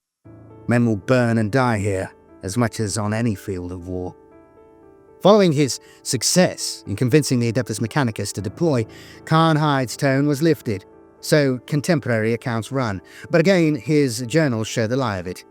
"The Titans are in this morning. Good work to be seen, coming back by Overwatch. Picked after picked, clear transmission. I've seen walls fall and fortresses begin to burn. Such is the wrath of Mars. But I have stood in the cargo bays at the foot of a giant Titan and gazed up at it, as if it was a god. Now they seem like specks on my magnifier scope. Just specks amidst the blooms of fire. There are walls down there that nothing may shake apart. Not even a god." Perhaps more tellingly, he wrote, "I have been given an army of pieces and I am expected to make a whole out of it. Better pieces that work, rather than a whole that does not." The southern fortresses of the transcontinental nexus were cleared or in the process of being pacified. Karnhide's attention turned to the main hive, the gigantic sprawl of Libov Hive to which the majority of all extant enemy forces had retreated. As a tactical objective, Libov represented 4 major discrete strategic problems. First and foremost was the main hive itself. As Karnhide wrote, "Any force commander, unless he is insane, takes a deep breath before commencing assault on a major hive. In many cases, even the insane ones do too." In their years of occupation, the enemy forces had turned Libov into a veritable fortress, armoring the hive's outer structure and festooning it with gun emplacements and malicious anti-personnel devices. But there were secondary problems. To the west of Libov Hive lay the ancillary hives Zenik and Zivan. both of which were still in enemy hands. Via these two hives, primary power reserves were fed into Libov from the power farms on the western seaboard. To the south and southwest of the main hive, an overlapping system of defensive trenches, dikes, and armor traps had been constructed, in a wide crescent many hundreds of kilometers long. Parts of this area had also been mined. It would be a battle just getting to the main hive. Karnhide's officers offered many conflicting schemes of how best to take Libov Hive. Some recommended a frontal assault, others an encircling movement to the east, others still a cross-country drive to smash and cut off the ancillary hives before turning on the main hive itself. Karnhide, showing remarkable fluidity of thinking, though it was seen as woolly indecision by his peers, elected to try all of the plans simultaneously. In his journal he reasoned, "Two concepts strike me with equal merit. One is that no single ploy will bring Libov Hive to its knees. The other is that an officer usually strives the hardest to accomplish a plan, if it is his plan. He hates to be proved wrong." Karnhide divided his considerable forces into 6 armies. The first under Major General Arkol, who had recommended a slow siege to wait the enemy out, was to maintain the solid and firm occupation of the areas already taken, standing in reserve if necessary. The second under Colonel Hajak, who had supported Arkol's plans, was to be kept in reserve and support position outside Shredé Hive, ready for fast deployment. Hajak's army was mostly motorized light infantry. The third army, which Karnhide would command himself, was the largest and would commence the frontal assault on Libov Hive, cutting the path through the defensive system. The fourth army under General Dushan was to encircle Libov Hive around the east fringe and attack from the northeast sector. Dushan had recommended such a plan. The 5th and 6th armies, both smaller and motorized with extensive armor, would be commanded by Colonel Pequin and Colonel Vernsetter, respectively. They would drive at the ancillary hives, with the 5th army severing the communication links with Libov Hive, while the 6th struck at Zivan and Zenik themselves. As a final touch, Karnhide brought in the Navia Mechanicus again. Privately praising their actions thus far, he told them that the war was almost won, and that he would hate to see either of them robbed of their share of the climactic glory by the Imperial Guard. The Mechanicus immediately lent its war machines and Titans to the 3rd and 4th Army strengths, while the Navy agreed to conduct precision airstrikes on the coastal power farms, and then move in to provide air cover to the 5th and 6th Armies.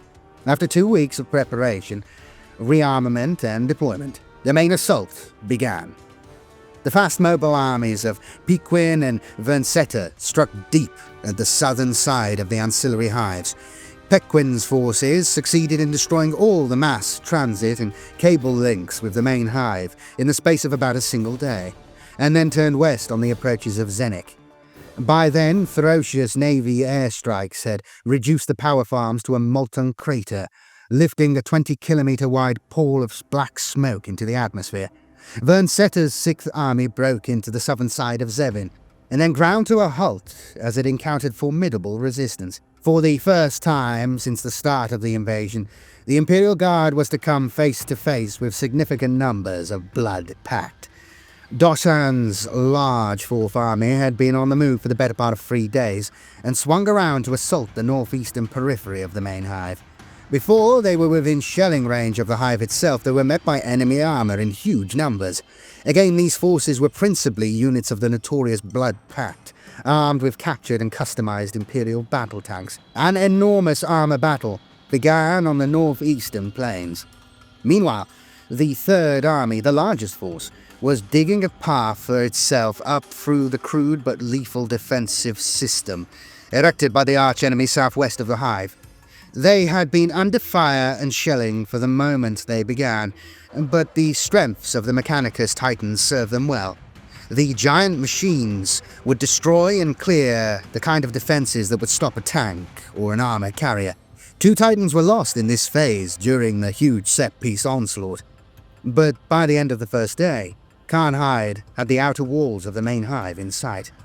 Then he heard that, in Zevin, Vernsetter's men were being fought to a standstill by the merciless Blood Pact. Worse was to come. Northeast of the main hive, Doshan's 4th Army was being pushed back and slaughtered. Both commanders pleaded with Karnhide for support from the reserves. He refused. Much has been made of Karnhide's cold and heartless refusal of aid, but the matter has been over-egged. He clearly wanted to support the efforts of his beleaguered officers, but it was a matter of commitment. Karnhide knew well that the reserves represented by the 1st and more particularly the 2nd Army groups would be vital to reinforce the main assault within a day or two. He could not spare them, or redirect them from this role, or risk losing the entire war. Karnhide also still had faith in the notion that an officer usually strives the hardest to accomplish a plan if it is his plan. He had confidence in both Doshan and Verncetta. They had claimed to be capable of accomplishing their individual objectives. He had to trust them at their word. In less than 24 hours, his confidence was rewarded. Verncetta managed to maneuver the large part of his 6th Army into an attacking lunge that drove the Blood Pact back about 3 kilometers into Zevin. Paquin, skimming the hive at Zevin, had moved with admirable speed to support the 6th in a counter-strike and brought the 5th Army in to close like a pincer on the Blood Pact's left flank. The 5th and 6th Armies were then heavily supported by the Navy Wings, which attacked both the Blood Pact in Zevin and strategic targets in Zemek Hive. It would be a further 9 days before the fierce warfare in the ancillary hives resulted in a conclusive Imperial victory, and losses were high, including Verncetta himself, but the word was out. Fueled by the news that the Blood Pact was not as invincible as their reputation and demeanor suggested, Doshan redoubled his efforts on the northeast front, and ran their heavy armor and titans in his command in a long, tight angle of attack across the hydroelectric valleys of the East Lyob River. Simultaneously, he redirected battalions of light support and anti-tank units around the north in a circling maneuver. A second hellish tank battle developed, blotting out the sunlight with its smoke and dust, but Doshan's gambit was successful. Battered by the advancing barrage of the Arm and Mechanicus machines, the formidable host of Blood Pact war machines recoiled north of the hydroelectric valleys and attempted to reform in squadron strength. Many became easy targets for the advancing anti-tank units, and were destroyed before they could reassemble. The Blood Pact armor broke into 2 distinct elements, both forced to retreat towards the flanks of the main hive. Outside the main east gate, one element was overtaken by a rapidly advancing force of warhounds and tank destroyers and systematically annihilated. The other element attempted to push out against the encircling light support battalions, which punished it severely and broke its cohesion.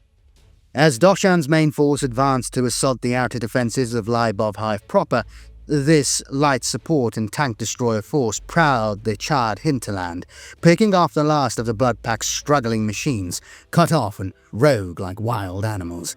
By that time, as word that Doshan's first proper assault on the main hive had begun in earnest reached him, Karnhide had broken the 3rd Army past the defence systems and crossed the outer road networks into the shadow of the hive itself. A trooper, Emric Garsh, a Kolstek infantryman with the 3rd Army, recorded this chilling and articulate account of what confronted them there. The hive itself, Lybov Hive as it is named, appeared to us like a black cliff rising from the cracked grey ground. It was plated in giant sections like a beetle, like the lustrous wing cases of a great beetle, and stacks and spires rose like spines above that towering plating high into the sky, where the smoke and cloud fogged them. The wind was cold and sharp, and there were all sorts of scents on that wind, blood and dirt and oil and ash. We were ascending along the road network that once had led into the base of the vast hive. Many of these were great rock-creep bridges and spans supported on stilts and pylons of stone. All the while we were under fire from the emplacements and hard points, studding the hive's black plating. Cannon fire batteries, las, flamers. They used the flamers closest to, where the range of fire burnt men off the roadways and blistered the surface of the bridges until they bubbled and blistered. The barrage filled the air with sparks and darts of fire, dense as sleet. We were told to advance, but we dared not, as to advance was to advance into death, and even our commissars balked at the option. But to stay put was death also, as the myriad shots and shells dropped in amongst us and blew us bone from bone. So we charged the hive. And it was not death. It was very like it, and it was death for many, but it was not death for me, for I am here writing of it. It was just like death. Very like it. General Karnhide's Third Army penetrated the southwestern perimeter of Libov Hive in the early hours of the campaign's 17th day. Intense block warfare began as the Imperial invaders poured in and up through the Hive's shelf stacks. Well-orchestrated resistance met them every step of the way, and Karnhide was quickly forced to call in the secondary army to support him, as he had anticipated. The fighting continued unabated for 80 hours. 46 hours into that period, news came that Doshan's force had also breached the main Hive perimeter in the northeast, and was also driving in towards the Hive's core. Karnhide's spirits lifted, but were quickly dashed again, as other force commanders had discovered before him, and as many again afterwards. Karnhide found in the Blood Pact a serious and respectable foe that understands with curiously human insight the scalding game that is city fighting. I find I could not section and rout the foe as I would against a confederacy of mindless cultists. The Blood Pact, how I am coming to loathe that name, lay traps, set ambushes, mine tenements, and even entire stacks as they retreat. They fight cleverly and with stealth and guile, employing snipers and booby traps and even suicide attacks. A chamber is cleared, then the guardsmen within are slain by Blood Pact lurking in wait on the other side of the wall. I have lost too many good men. Too many. And too many of them I would have shaken by the hand and thanked before death claimed them. After 80 hours, Karnhide called a halt and allowed the front line to retire and be replaced. Fighting dulled for a while, though all at the main assault line could hear the distant thump of Doshan's northeastern attack. At hour 85, Karnhide pressed on again, with a sudden furious lunge through the multiple levels of the wounded Hive, causing a sudden stung withdrawal on the part of the enemy. They were encountering fewer Blood Pact at this stage, and more levies and cultists. A great fire, possibly the result of stray munitions, but most probably due to enemy sabotage, broke out in the main Hive's northern sectors and burned unchecked. It would later claim and destroy approximately 1/5 of the Hive. Karnhide's mind was now focused on one goal: to locate and destroy Arak Etagur, the charismatic focus of Libov's resistance. On several occasions, rumors had circulated that Etagur had been found and slain, but each one was false. Karnhide drove his forces into the heart of the Hive relentlessly, realizing that victory, however painful, was now in his grasp. Late on the 73rd day of the Libov campaign, 3 fire teams of specialists from the 82nd Carnelian Light Foot, commanded by Lieutenant Victor Gonfell, finally ran the Etagur to the ground. The fire teams comprised 18 infantrymen with 2 crews of light support, and specialized in city block clearance. Gonfell was a veteran officer, driving ahead of the main advance through the now burning Habs of northern Libov. Gonfell's men encountered unexpected resistance from a squad of Blood Pact warriors. The firefight was inconclusive, though it drove the enemy back down a stackway into a vandalized sensorium, and left 3 of the foe dead on the causeway outside. Checking the bodies for life signs, Karnhide's men had learned, to their cost, that wounded Blood Pact often played dead whilst palming grenades. Gonfell's medic noticed that the corpses wore black garlands and had gold leaf rubbed upon their masks. Gonfell was at once alert to the notion that these troopers were somehow special or raised up. He sent signals to General Command for support. Before any support could arrive, Gonfell's squads found themselves under renewed fire from the precincts of the old Sensorium. Gonfell elected to move and ordered his mortar teams to shell the facade and the inner yards. After 20 minutes of sustained bombing, which expended most of the group's shell munitions, Gonfell ran his troops forward through the shelled-out ruins of the Sensorium front. They met fierce resistance. Blood Pact troopers came out of cover, ammo spent, using their bayonets, trench axes, and hands to repel the attackers. Gonfell killed 6 of them personally and, in his memoirs, suggests that many of his men accomplished a similar feat. The Imperials had charged las rifles at their disposal and made slaughter of the feral brethren of the Pact. Fighting continued deep into the Sensorium Quad. and beyond into the Holy Sepulchre, which Gonfil relates as being heinously spoiled and smeared about in all treason. By this time, a squad of Kazakin specialists had closed on the area to support Gonfil. However, Gonfil himself had sighted an enemy he believed to be the rogue Etegor. With 2 of his men, he pursued him through the lower quad and out towards the west door of the Sensorium. Turning, as if cornered, the enemy drew a barbed chainsword and snarled into the attack. Both of Gonfil's men died in terrible ways. Gonfil himself fired twice and missed. He had one last charge left in his power pack, and he expended it into the enemy's snarling face. Akea Etegor was dead. It later transpired that Gonfil had missed, and the headshot was claimed by one of the Kazakin marksmen in an adjacent building. But in spirit, the work was done. Though sporadic fighting continued for weeks afterwards, Lybov was taken and Karnhide was victorious. Karnhide expected glory for his achievement. He did not get it. Doubts were cast on his strength of character and even his ability to command. Deeply wounded by criticism, he published his account of the action at Lybov and retired from the crusade. 18 months later, he was dead from a self-inflicted gunshot wound. Karnhide's actions on Lybov and the nature of his disgrace and death is an object lesson to all scholars of Imperial tactics. Though he achieved his goals, Karnhide was accused of wavering and indecision, and of muddling his focus. Qyborn himself berated Karnhide for allowing the parts of your command to do as they will. Only history and the persuasive voice of the Tactica Imperialis can amend that slight. Andreas Karnhide understood his duty and his function. Poorly supplied and equipped, he accomplished what his seniors did not believe to be feasible. They accused him of ill focus against focused foe.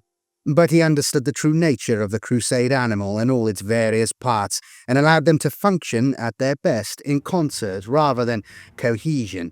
Ironic, then, that against mankind's newest and most united foe, Karnhide chose to play to the strengths of the Imperial Guard, Navy, and Mechanicus at its most divided, and make that an asset. Even with his officers, with their disparate plans and schemes, he sought triumph, allowing each one his head.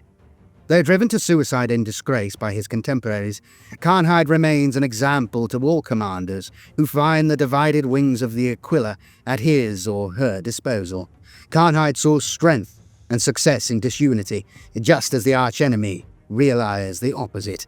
His example should be followed wisely. Brothanon. Administratum Chartered World, 990 M40.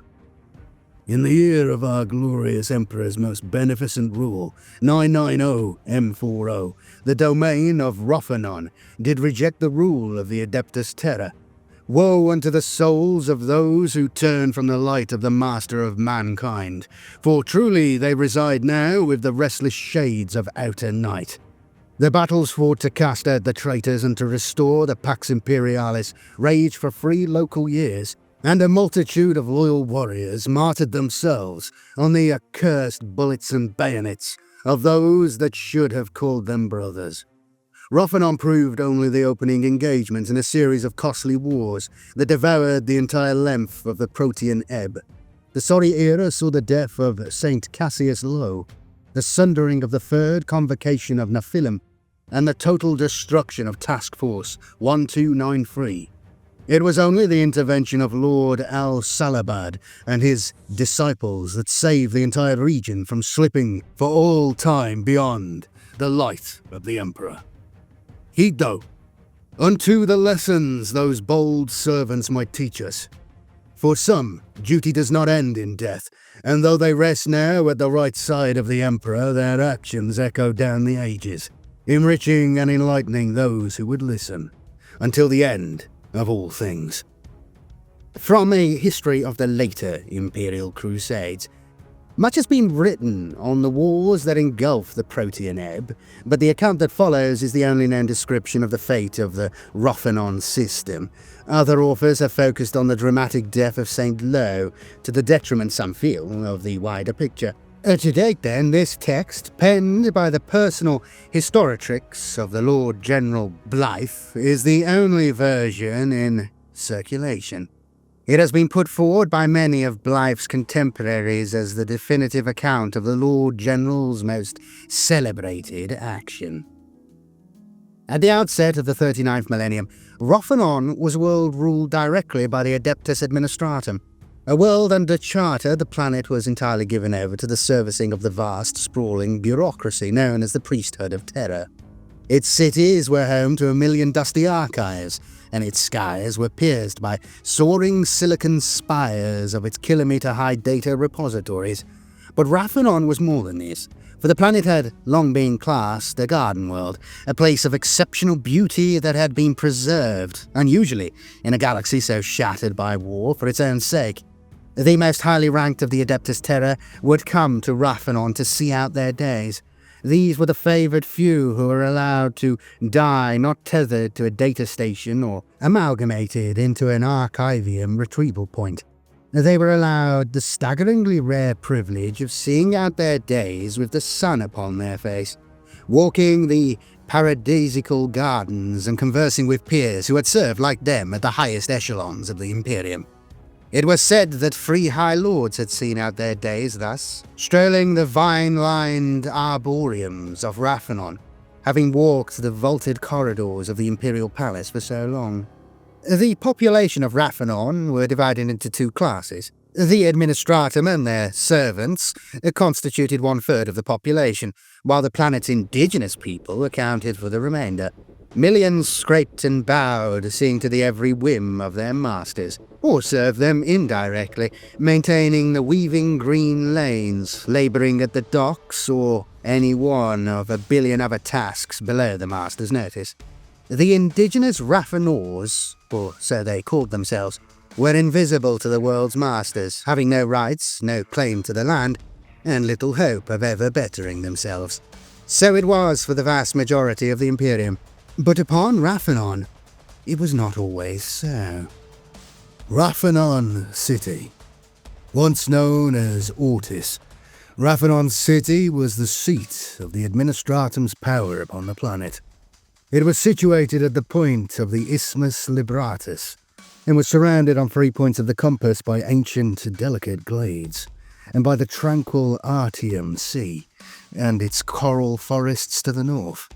The city was visible from many kilometres around, its towering data stacks glittering in the violet-tinged sky, its tree-lined walkways crowded with bustling scribes, those gifted the privilege of their own sleeping cell rather than a space beneath their workstation, hurrying about the repositories and archives all hours of the day. The city was home to 5 million scribes and fully twice as many menials. In addition, a planetary defense force garrisoned the region from its barracks around the city, and a further 1 million or more servants of the Administratum might be passing through at any one time, engaged upon errands of the utmost import to the Priesthood of Terror. Rothanon was not always an Administratum fiefdom. The Priesthood of Terror had not always ruled it, and its people had not always served the servants of the Administratum. Its people were once free, masters of their own world, with their own rulers who reigned in the name of the Emperor. As with all the major worlds along the Protean ebb, Rothanon had been settled during the dark times long before the age of the Imperium. When the colonists had first set foot upon the world's surface, they had looked upon the beauty of the world and determined that they would settle there for all time. But as they explored their new world, they discovered towering silicate spires clustered together at numerous points across its surface. They had no inkling who might have built these strange structures and found no other sign of intelligent life sharing their world. The settlers, so Rothanon's sagas told, resolved to avoid the spire cities, seeking to make their homes instead beneath the delicate canopies of the low-growing trees that covered vast tracts of the world's landmass. And so it was throughout the centuries. Rothanon prospered, taking its place in the Imperium when the Great Crusade reached the ebb. Its sons and daughters went off to fight in the Emperor's armies, and many great servants of the Imperium of Man were birthed there. That was until the last decade of the 38th millennium, when a quorum of the High Masters of the Administratum declared Rothanon under charter. Strategic planning, instigated many centuries before, had identified Rothanon as the ideal location for a massive data processing and archival operation, required to assimilate and to act upon the vast amounts of information generated by the everyday task of the Administratum. Every day, billions upon billions of reports, messages, and dispatches, and communiques must be received, processed, and acted upon, and eventually filed away. Rothanon was to provide the archival facilities for a segmentum's worth of data. Its data mills would process a sea of information, a surging ocean of data that had been acted upon, sometimes centuries before, and was required no more. But nothing was ever discarded, and so the Administratum determined that Rothanon should be the graveyard, the final resting place for the galaxy's unwanted data. The Administratum shipped millions of scribes, serfs, and menials to Rothanon, and within the space of a single generation, completely transforming its society. The indigenous population were declared subjects of the priesthood of terror, and their hereditary governors relegated to leaders in name only. The so-called High Council of Rothanon, chaired by the hereditary Imperial Commander, provides the visible face of governance. But it holds no real power. The Administratum rules supreme upon Rothanon, and every man, woman, and child upon the world's surface is, ultimately, subjugated to its will. Lord General Artemis Blythe. The Lord General Artemis Blythe, the so-called hero of the Aeldari massacres, was a proud servant of the Administratum. Having risen through the ranks of the Officio Ministorum Staff Corps, he took a command rank at the Battle of Aristarchus V, where he was Chief of Operations to the infamous Lord Militant Ulfric Burke. When Burke was slain by an infiltrator sent by his rival Lord Heraldor the Unsane, it was Blythe that took control of the Army 17 and averted disaster in the face of overwhelming enemy forces. Blythe went on to lead Army 17 in a series of stunning victories, ultimately securing the entire expanse of the Dragon Reach and scouring its systems of rebels and pirates in a series of pogroms for which he was highly decorated. Artemis Blythe is a taciturn individual, not given to the fits of histrionics for which his former commander, Ulfric Burke, was well known. His manner betrays his background as a staff officer. He is methodical and meticulous in his approach to war, but he is known to display a spark of genius when others would fall back on rigid doctrine. He requires of those officers under him the same painstaking approach to war, believing only one has the right to innovate when one has thorough grounding in doctrine.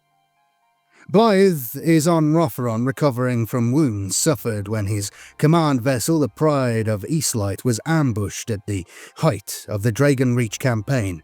Despite his wounds, Blythe refused to stand down until the campaign was declared complete, literally collapsing with exhaustion at the point of his victory. Though the Council of Rothanon maintained a public face of coexistence and cooperation with the Administratum, it fostered dissent within its ranks. Made up as it was by individuals who were proud to trace their family roots to pre-Imperium times, the Council became a secret hotbed of recidivism. Its members sat in open congress by day, debating the matters of import with their peers, but by night they met in ones or twos and spoke of a time before the Administratum reduced them to mere puppets.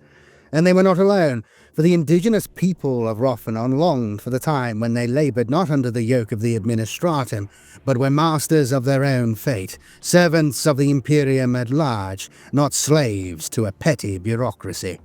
The council members went forth amongst their erstwhile subjects, planting the seeds of rebellion amongst them. Hooded figures whispered of freedom, of casting off the shackles of the priesthood, of Rothanon taking its place once more amongst the Imperium of Man. Surely, they reasoned, the Emperor would will it thus.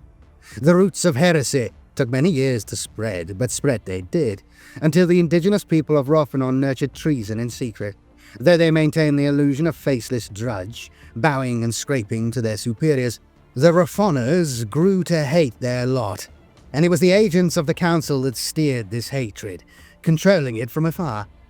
With a serf in every bureau, archive, and officio, the council knew every secret of its enemy until one day it enacted its long-prepared-for plan. It issued the order to its followers: "Arise, cast off the shackles of the priesthood of terror, and take back that which is yours." Crook of War, the chair of the Council of Rothanon. Crook of War can trace his ancestry back many millennia. His line includes over 100 Imperial commanders of Rothanon, and he is, secretly, utterly consumed with hatred for the Administratum that robbed his family of its position as rulers of the world. In his youth, Vor served in the armies of the Imperium, commanding the Rothanon Third in a series of minor wars against Orkish incursions along the northern reach of the Protean Ebb. It was only when he returned to the world of his birth that his hatred really began to blossom, for though he was allowed to return, thanks to his position on the council of his homeworld, none of his men were permitted to return to the planet of their birth. Despite the fact that the war against the Orks was won with honour, the Rothanor units were shipped out to serve and to die in whatever conflict required them first. Vor was disgusted, for he had seen his fellow Rothanors fight and die for the Imperium. Then when they thought their task done, they were allowed no rest. He saw that no amount of sacrifice or courage or glory would satiate the Imperium's unending thirst for blood. Upon his return to Rothanor, Vor assumed the position of chair of the Council of Rothanon, and from his very first day he determined to cast off the rule of the Adeptus Terra. He knew, of course, that even thinking such a thought made him traitor. But he reasoned to himself that he was neither a traitor against the Emperor, nor mankind, nor the Imperium. He focused his hatred entirely upon the Administratum and their exalted governors who rule his world. And so, Vor nurtured similar notions held by his peers and by his people. He plotted and planned, and his influence grew, until one long-planned-for day, he brought rebellion and war to the world of his own birth, in order, he believed, to make it free. When Vor ordered his uprising upon the world of Rothanon, he put into action a plan several decades in the making. For years, the Council had been insinuating its agents into every workplace and every dormitory on the planet, spreading its sedition and preparing covertly for the day when the Rothanors would rise up as one and slaughter their masters, taking power for themselves and forcefully reclaiming their world. These agents were primed with their tasks, though each was allowed to know only a fraction of the overall plan, lest they be suspected by their masters and dragged off to the interrogation cells of the Arbites. At sunrise, on what would become known as the Day of Returning, these agents received the word, and led their fellows in rebellion. The first that many Administratum officials knew of the rebellion was when their former servants, previously docile and faceless, turned upon them. Thousands of Administratum officials were killed in their sleep as housemen and menials slit the throats of their despised masters. Many more had precious little more warning than that. The last thing they saw, their servants massacring entire halls of scribes. The rebellion soon spread from the first key locations in which it had been instigated. Soon the Rothanors required no goading to rise up against their masters. The archives and libraria were put to the torch by baying mobs, the sun scarcely having risen before it was obscured by choking ash, fragments of burning parchment falling from the skies and touching off secondary fires all over the city. An hour after sunrise, a rebel placed a melter charge against the base of one of the silicate towers of Rothanor City, and within seconds it was burning with a white light so intense that 10,000 were incinerated in its heat, and 100,000 more blinded by the very sight of it. With anarchy reigning all over their formerly idyllic world, the Administratum was thrown into a blind panic. Many senior governors had been lost in the opening phase of the uprising, and the remainder were paralyzed with indecision and outright shock. Nothing had prepared the administrators for such an occurrence, and the rebellion looked like it would succeed entirely within those first few hours of bloodshed. Fortunately, one man had the experience and the courage to step forward and to take control. Artemis Blythe, burst in upon the conclave of the surviving administrators as they screamed and argued ineffectively. With a voice made icy and deadly by all he had witnessed that morning, Lord Blythe declared himself the acting commander-in-chief of all surviving military assets, and invited any in the chamber to disagree with him. None did, and Blythe went about the business of imposing some form of control over the rapidly degenerating situation. Lord Blythe's first action as Commander-in-Chief was to order immediate counterattacks across those concentrations of rebel forces that could be located. He saw that he did not even have time to establish the full scope of his own forces, and so he simply ordered all units to converge upon a series of objectives, and waited to see which obeyed and which did not. It soon became apparent that only around a third of Rothanor's defence militia remained loyal, and these, it was soon established, were those whose personnel were entirely made up of off-world scribes, judged surplus to requirements or mentally unfit to serve as such. Having been ejected from the archives and workplaces, these men and women had been packed off to the PDF garrisons where they would contribute to the world's defence by providing a paper strength far larger than their real military worth. 2/3 of the PDF, those drawn from the indigenous population, had rebelled. Having established what forces he could draw upon, Blythe almost despaired of the task ahead of him. He saw within hours that he had no choice but to call for aid from off-world. He would use his rank and his connections to instigate a massive counterattack. In such situations, Imperial commanders, or, as in this case, their proxies, are required to issue an astropathic plea, transmitted in increasingly wider circles until a response is received. Either a task force from an existing unit will be diverted, or an entirely new regiment will be raised from the First World to receive the plea. Blythe's cipher carried great weight with those receiving his transmissions, and so a response was forthcoming within days. A Crusade fleet, 3 months out, offered to detach an element of its ground forces for Blythe's use. These units would muster at Algernon, Rothanon's neighbouring system, and its members would form the cadre of a larger force to be raised from the world's planetary defence forces. Within 20 days, a staggeringly short period of time, and one only possible given Blythe's rank, a substantial force was inbound to begin the arduous task of re-establishing order on Rothanon. The force sent to Blythe's aid was given the title 1RIG, or the First Rothanon Intervention Group.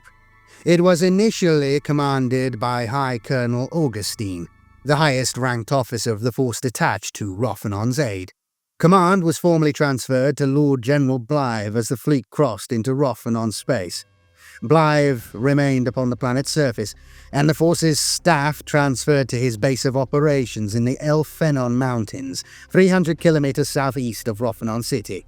In the months between the uprising and the arrival of the intervention group, Blythe had consolidated what few forces he could rely upon, organizing them into units approximating an Imperial Guard regiment. Led by any he could find with military experience, these units were committed to containing the rebels who had taken Rothanor City and in disrupting any enemy efforts aimed at consolidating control of the routes between the major cities. Blythe ensured that his forces aggressively patrolled the dense arboreal terrain between the cities, intercepting any organized enemies and engaging them before they could link up with larger forces. Despite initial successes, Blythe was painfully aware that time was running out. He had scant resources, and the units under his command were only as good as a few veterans he had installed to lead them.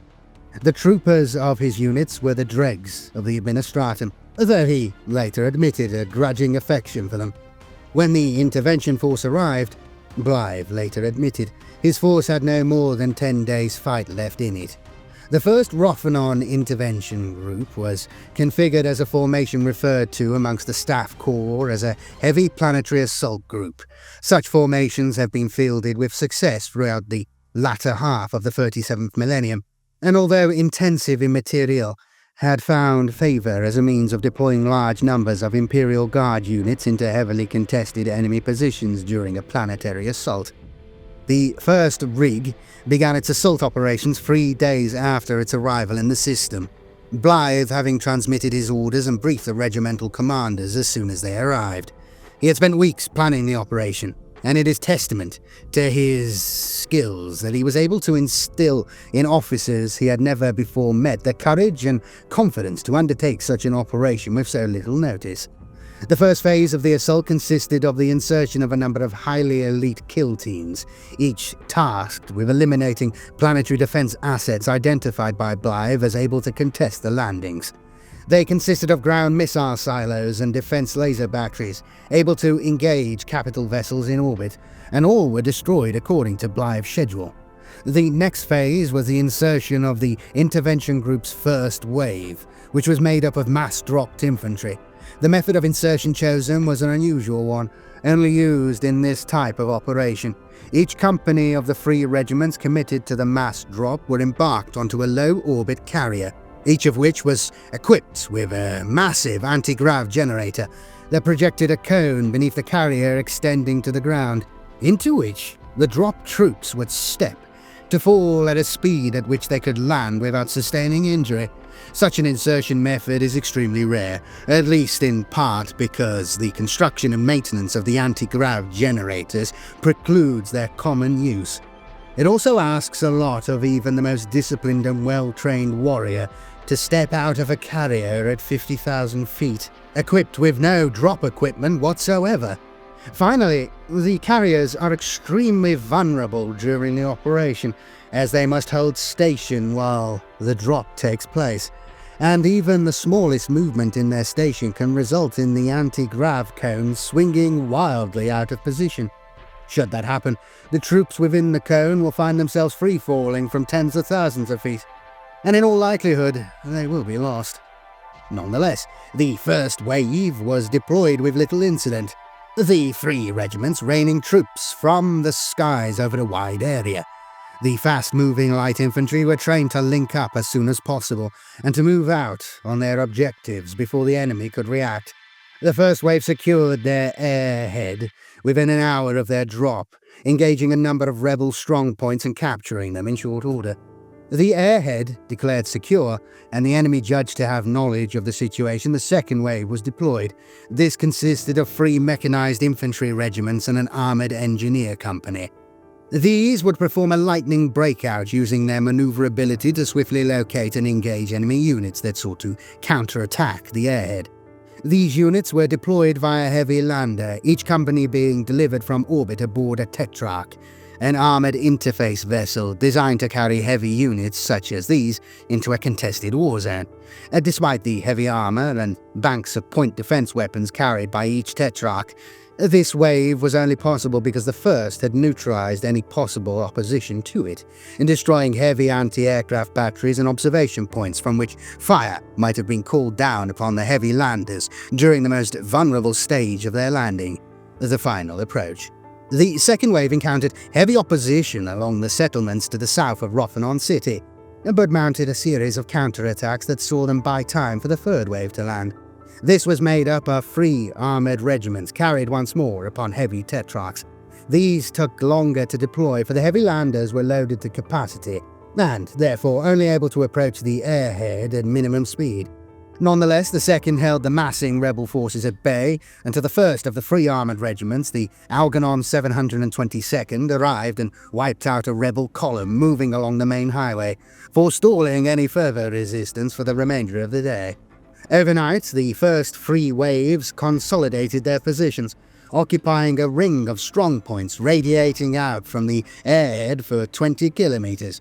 Overnight, the 4th wave was landed, consisting of super-heavy tanks, and around midnight, Lord General Blythe arrived by Valkyrie, taking over the lead super-heavy tank, a Stormhammer by the name of Iron Tyrant. The tank would serve as Blythe's command vehicle for the next phase of the war, the Lord General choosing to lead his forces from the front. With first light, the 4th wave rolled out. Artemis Blythe stood upon the upper turret of Iron Tyrant, his steely gaze fixed firmly upon the distant charred black towers of Rothanon City. The first wave of his plan for a blitzkrieg upon the rebel high command had gone well. Little did he know how differently from his plans the war would turn out. Crooker Vor had not watched on idly as the reports of the Imperium's landings flooded in. He had planned his uprising in great detail for many years, and immediately set into motion a series of countermeasures. It was his intention to mire the Imperium's forces in the dense arboreal terrain surrounding Rothanon City, to spring ambush after ambush upon them, and ultimately to grind them down in a war of attrition he knew only he had the numbers to win. He had convinced himself, history states, that the Imperium would not be drawn into dispatching a second intervention force to Rothanon, and would instead sue for peace, which he would grant on condition of the return of his family's position as rulers of Rothanon. Vor allowed Blythe to advance his forces to within 100 kilometers of his city, before springing his trap. As one, infiltrating teams of dedicated tank hunters revealed themselves and put crack missile after crack missile into the flanks of the passing Imperium tanks. At the close quarters dictated by the terrain, the ambushes were devastating, accounting for scores of Leman Russ battle tanks. Upon receiving reports of the attacks, Blythe issued an order typical of his command style. He did not pull his tanks out. Instead, he ordered them on, to run the gauntlet, to flush out the enemy ambushes so the mechanized infantry following hot on their heels could destroy them. But once again, Vor proved a cunning foe. He countered Blythe's tactic by way of his and his troops' superior knowledge on their terrain. Under the cover of the low canopies over the dense ornamental gardens, Vor moved huge numbers of rebel troops into positions from which they could assault Blythe at point-blank range. The idyllic gardens became the scene of bitter hand-to-hand fighting, and within hours the intervention force had entirely lost the momentum gained in the first hours of its advance. Vor had succeeded in his plan to halt the Imperium's forces. He had wrested the initiative from Lord Blythe, who was now faced with fighting a battle for which his forces were in no way prepared. A bloody and brutal battle of attrition. As the sun set upon the second day of the intervention, Blythe's column was beset by enemy assaults along its length. He had no choice but to order his units to withdraw in a series of pre-registered rally points. His forces fought a bloody fighting withdrawal, Vor's warriors keeping the pressure on the Imperial Guard units all the way. The fighting continued all that night and throughout the next day, only lightening as infantry gained defensible positions from which they could mount localized counterattacks against the pursuing rebels. Over the next 3 days it became obvious to Blythe that in Crook Vor he was facing a cunning enemy commander. He saw that he had no choice but to alter his plan completely if he was to best this foe. His forces established in their positions, Lord Blythe called his senior officers to a command conference and began planning for the next stage of the intervention. Lord General Blythe soon saw that a war of maneuver would fail against as cunning a foe as Crook Vor, for the rebel leader had the advantage of his warriors' intimate knowledge of the dense terrain. Blythe, however, was a scion of the Officia Minatorum Staff Corps, and well versed in every possible variation of war. He had the flexibility of mind to see that he would only succeed by discarding his previous plan and improvising an entirely new one. Blythe sent out a second call for aid, asking that any and all nearby worlds dispatch what forces they could. He had no need of specialized units, for he had all the armor he could ever need. What he would need, he saw, were men. Hundreds of thousands of warriors would be required if he were to clear the arbors of the masses of rebels swarming through them. Only then could he resume his advance on Rothanon City and crush the rebellion entirely. Aid was forthcoming, in the form of several hundred hurriedly raised regiments from a dozen nearby worlds. From their strong points, Blythe ordered his forces to carve out a solid defense line, to be manned by the freshly arrived reinforcements. Once established, these lines were rolled forward, the masked guns of the intervention force's tanks and self-propelled artillery regiments literally flattening the landscape as they advanced. Within weeks, the idyllic gardens were reduced to a scorched wasteland, and the heavily fortified line of each side facing each other across the ashen ground. Daily, men swarmed across no man's land. The war transformed into a grinding campaign of attrition, with thousands of casualties being suffered each day. And all the while, the massed tank formations of Blythe's force waited for the day on which they would enact their breakout, planning the assault upon the rebel capital that would bring the war to an end in a single fell swoop. But the longed-for breakout slipped further from the Lord General as the war ground on. Vor brought in forces from all over Raphanon to bolster his lines, and so the Imperium was forced to react by throwing up still more defense lines, shipping in yet more regiments to man them. The weeks turned to months, and the trench lines grew longer and more extensive by the day. All too soon, a year had passed since the successes of the first days of the intervention, and thousands of miles of fortifications crisscrossed Raphanon's primary continent. The formerly idyllic arbours were long gone, a bitter memory to those warriors who had been ambushed under the green canopies so long before. Those troopers brought in to man the trenches refused to believe the descriptions of the terrain that had greeted the men and women of the first action on Raphanon, for all they saw when they looked from their positions was blackened ground, and at most the odd scorched stump of what might once have been a tree. As the war dragged on, the Officio Militarum was forced to raise new Imperial Guard units from further and further afield. Lord General Blythe came to see that Raphanon would not be taken by conventional means, for Vor appeared capable of countering every strategy used against him. Despite the odds of winning the war in his own lifetime, Lord General Artemis Blythe never once faltered in his faith, and never abandoned the belief that he would find a way of defeating Crooker Vor. 3 years after the initial landings, Blythe found his answer in a most unexpected place. The cold void of interstellar space is not as empty nor as devoid of life as man would prefer. This he had learned on 2 occasions, when the vast hive fleets of the Tyranids rose from the ghostly void and devoured entire star systems on the distant eastern rim, a race of slavering, biological engineered predators. These individually mindless alien beasts were united in a terrible gestalt consciousness known as the hive mind. The hive mind had been beaten twice, first at Macragge, and then at Ikar 4, though billions of humanity's finest warriors gave their lives to repulse this most ferocious of foes. At the closing of the 41st millennium, the hive mind changed its tack. Instead of closing its light-years-wide jaws upon the sectors of the Eastern Rim, it chose an entirely different target for a third assault on the galaxy. This attack by a fleet of the aliens the Imperium later codified High Fleet Leviathan rose from below the galactic plane as a shark rising from the deeps of the seas of ancient terror.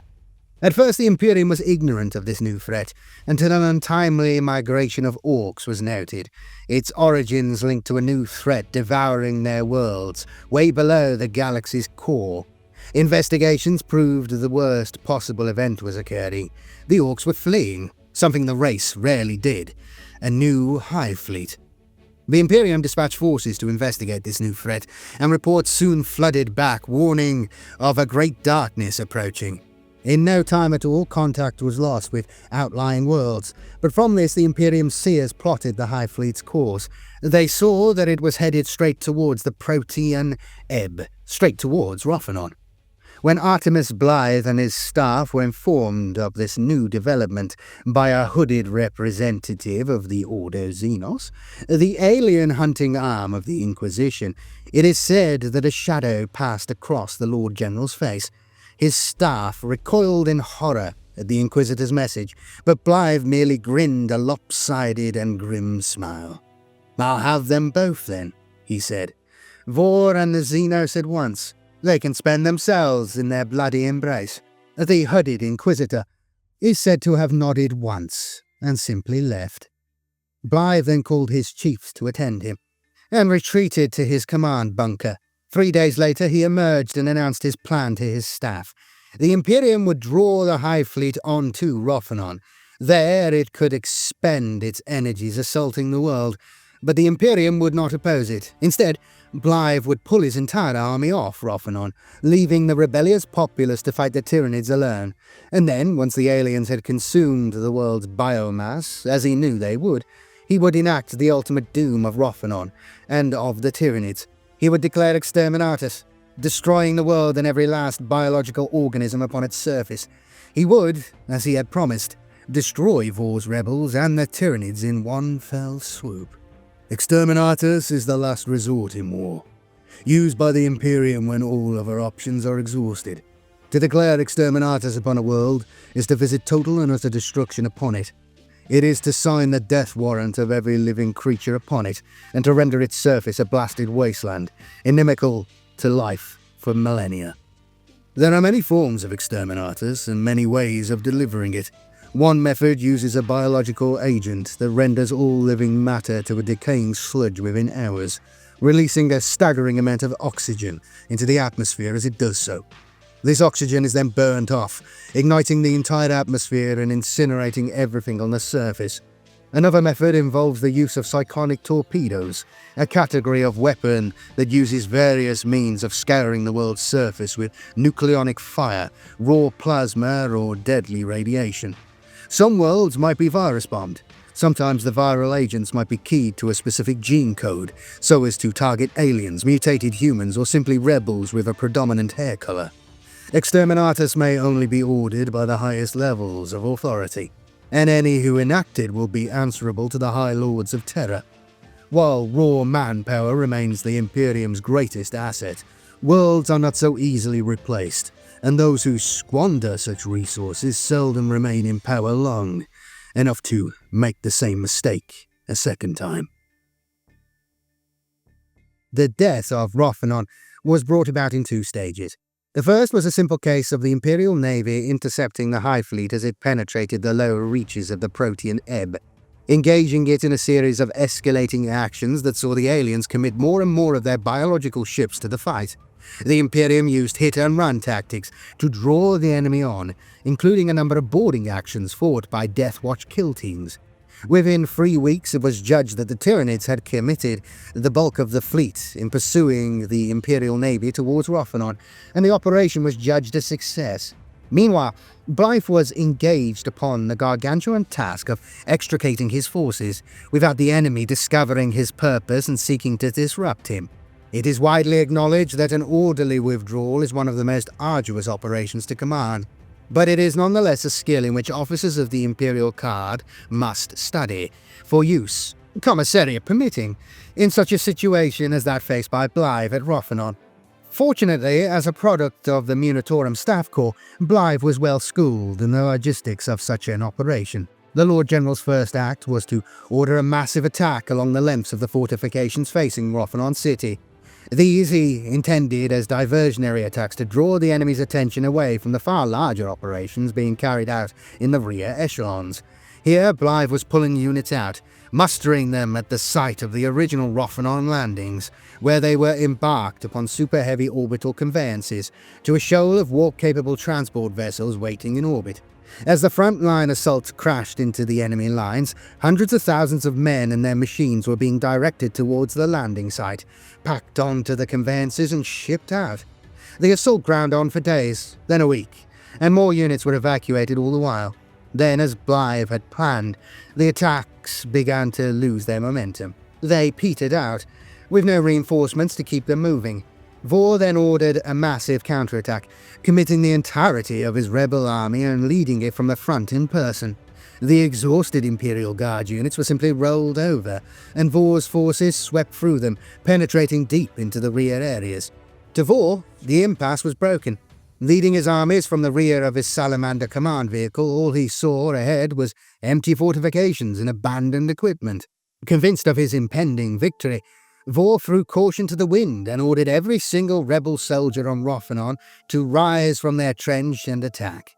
Millions of rebels obeyed Vor's order, screaming with a mixture of joy and bloodlust as they burst from their hated trenches to advance across the crater-pocked no-man's land.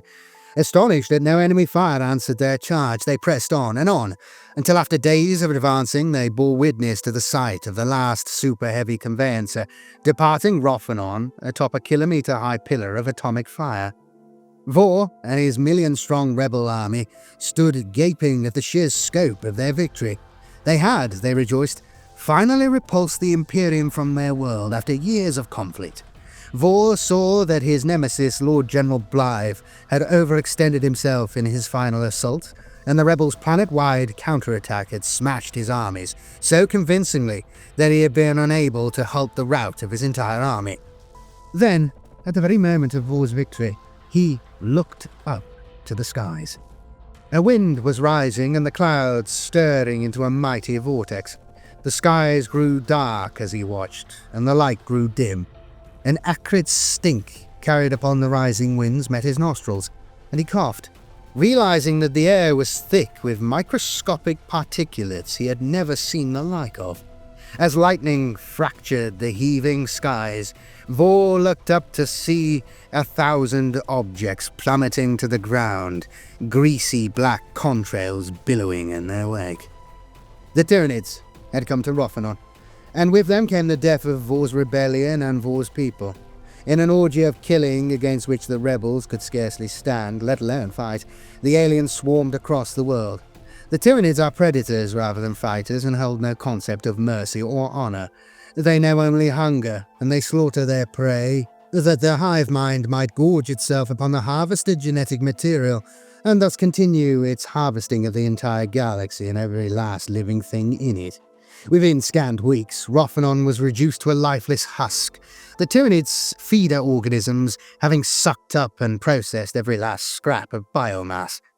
At the last, a single vessel, equipped with the fastest drives and the most arcane of shielding devices, slipped undetected from the lee of Rothanon's third moon. In a pass that lasted 32 minutes before it used the gravity of the second moon to slingshot itself clear, the vessel launched its deadly payload towards the dead world. The torpedo slipped past the Tyranid picket ships, diving from orbit to the world below. 300 kilometers from the surface, the torpedo detonated. Rothanon was scoured by the cleansing nucleonic fires of exterminatus. Billions of Tyranid organisms were reduced to ashes on the atomic winds. By some arcane process known only to the highest-ranking tech priests of the Adeptus Mechanicus of Mars, raw matter was converted into energy, feeding the nuclear fires to a raging inferno that soon engulfed the entire planet. To the opticons of the receding killship, Rothanon became a small star, the alien bioship silhouetted against its dying light. Rothanon died as the cyclonic fires guttered out. With it perished not only Vor's rebellion, but his people, and with them, 1 billion and more Tyranid organisms. What price the death of a world? Is it murder to sell the lives of those who have rejected the rule of the Emperor thus? Only the Emperor himself can truly judge the actions of Lord General Blythe, but history provides a footnote. History, for what it is worth, records that Blythe's action cost the lives of 2 billion souls. But it saved the lives of 30 billion more, for the Tyranid Hive Fleet would have consumed every world in the Protean ebb had it been allowed to penetrate further. Of his tactics and strategies, too, much has been written, for in the opening phases of his invasion, Blythe commanded the first successful heavy planetary assault of its kind for 3 millennia. The order in which he deployed each stage of the landing has become a standard, prescribed model for this type of operation. But in the end, strategy and tactics serve a greater master. The seeds of Rothanor's heresy was death.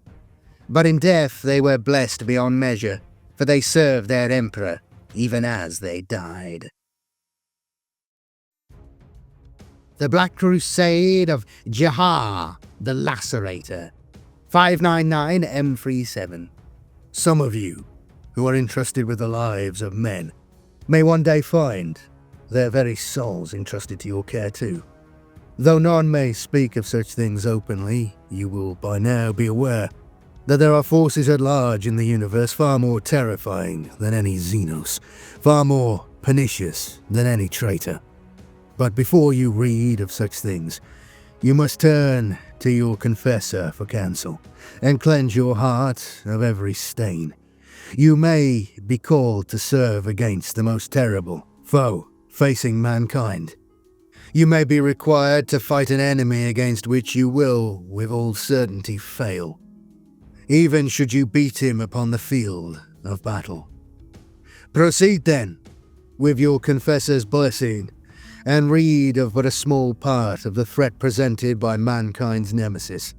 Learn from the deaths of those who have gone before you, and pray that you may serve the Emperor as well as they. Heed unto the lesson of the 13th Mordant.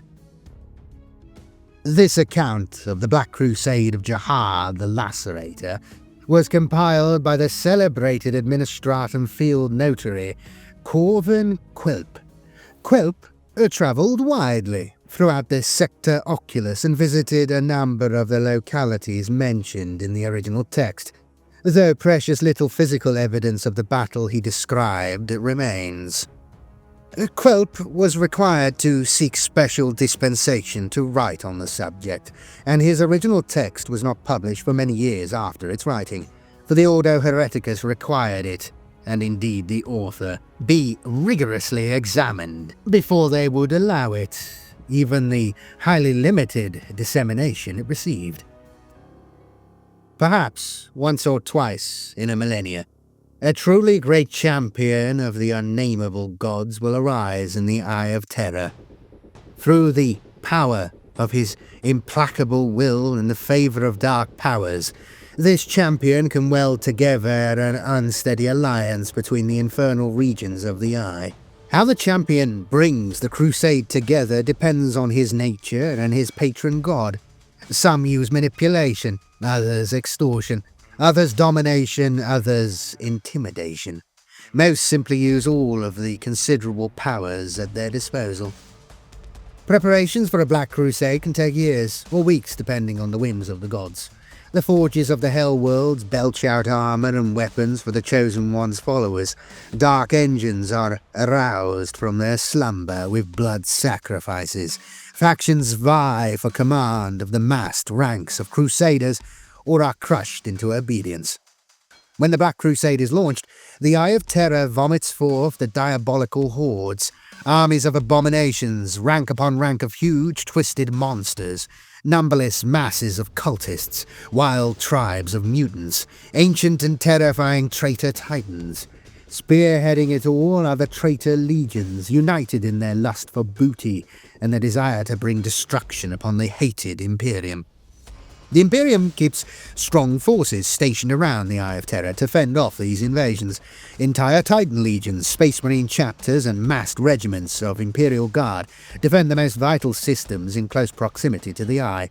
But even powerful fighting formations like these cannot guarantee victory over the infernal throng. All too often, the Black Tide expands and recedes, leaving entire systems ravaged and burned. Whole planetary populations are irrecoverably tainted. Cities and industries are crushed by the thunderous pounding of diabolical engines of destruction. Uncounted citizens are dragged away to serve as slaves and playthings to the damned souls and their demonic masters at the edge of reality. Each city ruined, every planet burned, brings the Imperium a little closer to dissolution. In an Imperium of 1,000,000 worlds, how much can a single world matter? Enough to have to defend each one against the infernal host. Enough to bring the curse of exterminatus upon those that bend the knee and bow down to the Dark Ones. A Black Crusade may come crashing forth from the Eye only once in 1,000 years, but the damage it inflicts can never be undone.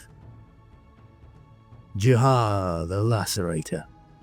Few beings brought such grief upon the domains of man in the mid-centuries of the 38th millennium as did the abomination known as Jahar the Lacerator. It is believed that Jahar served as an officer in the ranks of the treacherous Emperor's children, a former Astartes legion that fell from the Emperor's grace at the very dawn of the age of the Imperium. Jahar the Lacerator is known to follow those powers that may not be named, and in particular, that power known to revel in excess in all things.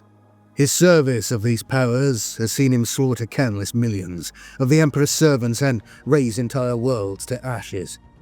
By the end of the 6th century of the 38th millennium, Jahar's power was approaching its zenith. Fettered by powers beyond the ken of mortal men, he preached his message far and wide, drawing ever more followers to him until his armies numbered untold millions. Jahar the Lacerator led not only his followers drawn from the so-called Emperor's Children Legion, but a vast multitude of the most base scum cast out by humanity.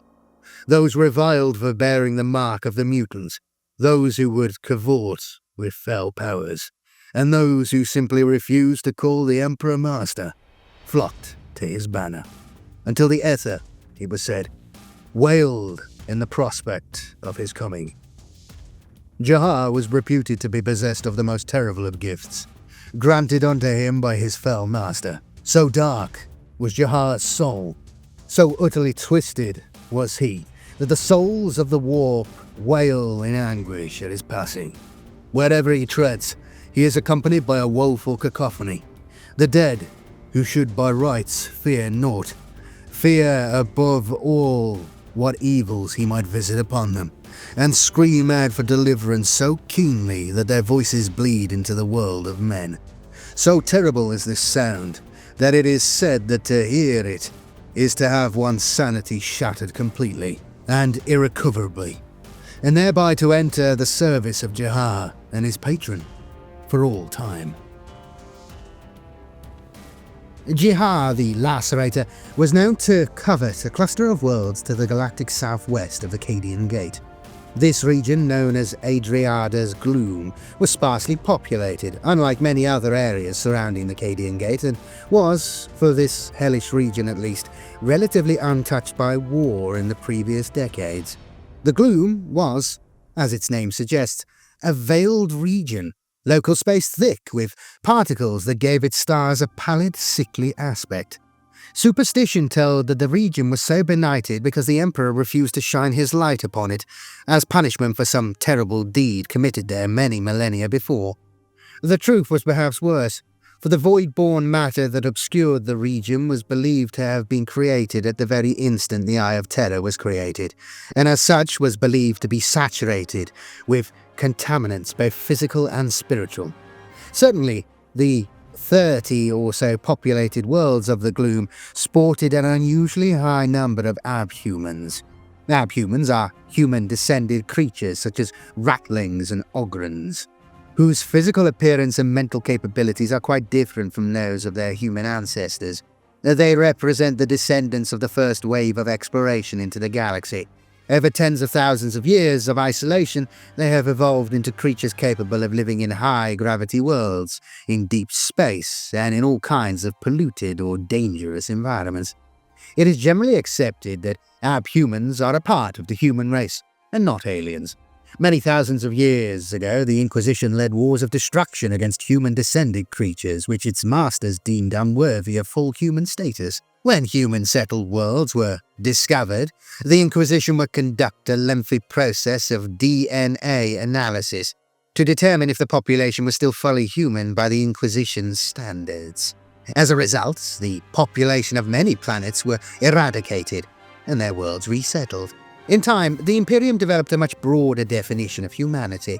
Ogrons, ratlings, and other strains came to be regarded as human. Other individual abhuman mutations were treated with comparative toleration. However, even today the Inquisition is distrustful of the newly evolved races, and of those in the Adeptus Terra who advocate the integration of newly discovered abhuman races into the Imperium of Man. The abhumans that lived upon the Gloom worlds, as the region's planets were called, constituted a relatively stable strain. Despite this, they were shunned by the great mass of humanity, for they were afflicted with a range of mutations that set them apart from normal men and women. Not least amongst these were their disturbing facial features, for some sported tiny sucking leech-like mouths.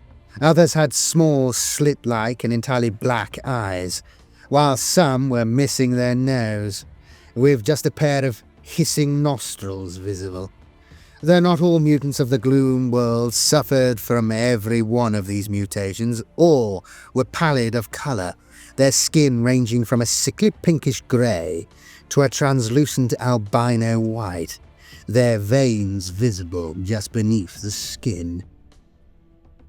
The Imperium's response to the impending Black Crusade of Jahar the Lacerator was swift and efficient, for a great many protocols and contingencies had long been in place to react to an invasion originating from the Eye of Terror. Ordinarily, any Black Crusade would need to engage the fortress worlds of the Cadian system if it were to engulf the sectors surrounding the Eye of Terror.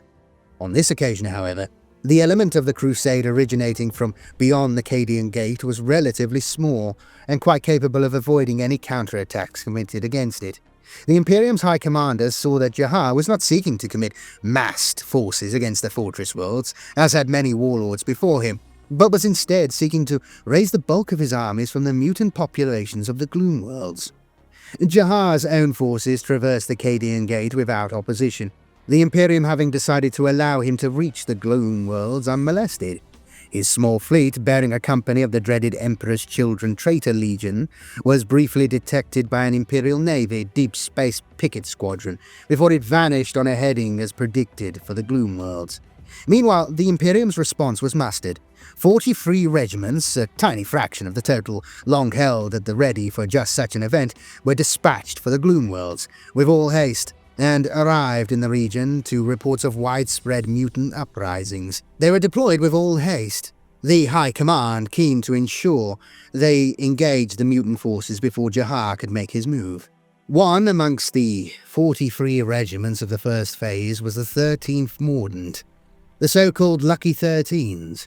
This regiment had been raised 3 years earlier as part of a large muster brought about by a particularly portentous reading of the Emperor's Tarot. This reading, carried out by senior psyker attached to the staff of the Cadian High Command, spoke of the coming of one whom the dead feared above all else. So it was that the 13th were trained intensely for the day they would be dispatched to fight one of humanity's most deadly foes. Of course, none amongst the 13th Mordant or the other regiments of the first phase assault had any clue what they might be facing. The truth of what lurks beyond the Cadian Gate is simply too awful to contemplate for the average man.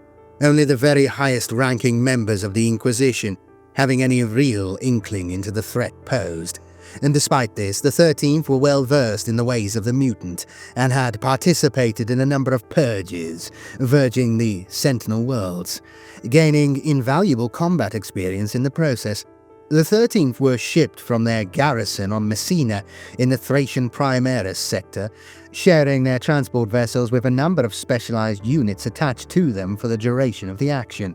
This included a tank company of the 9th Messina Armored Regiment, a self-propelled artillery company of the Angel Sar Militia, and a light infantry detachment raised from the primitive but highly proficient scouts of Bayan 9.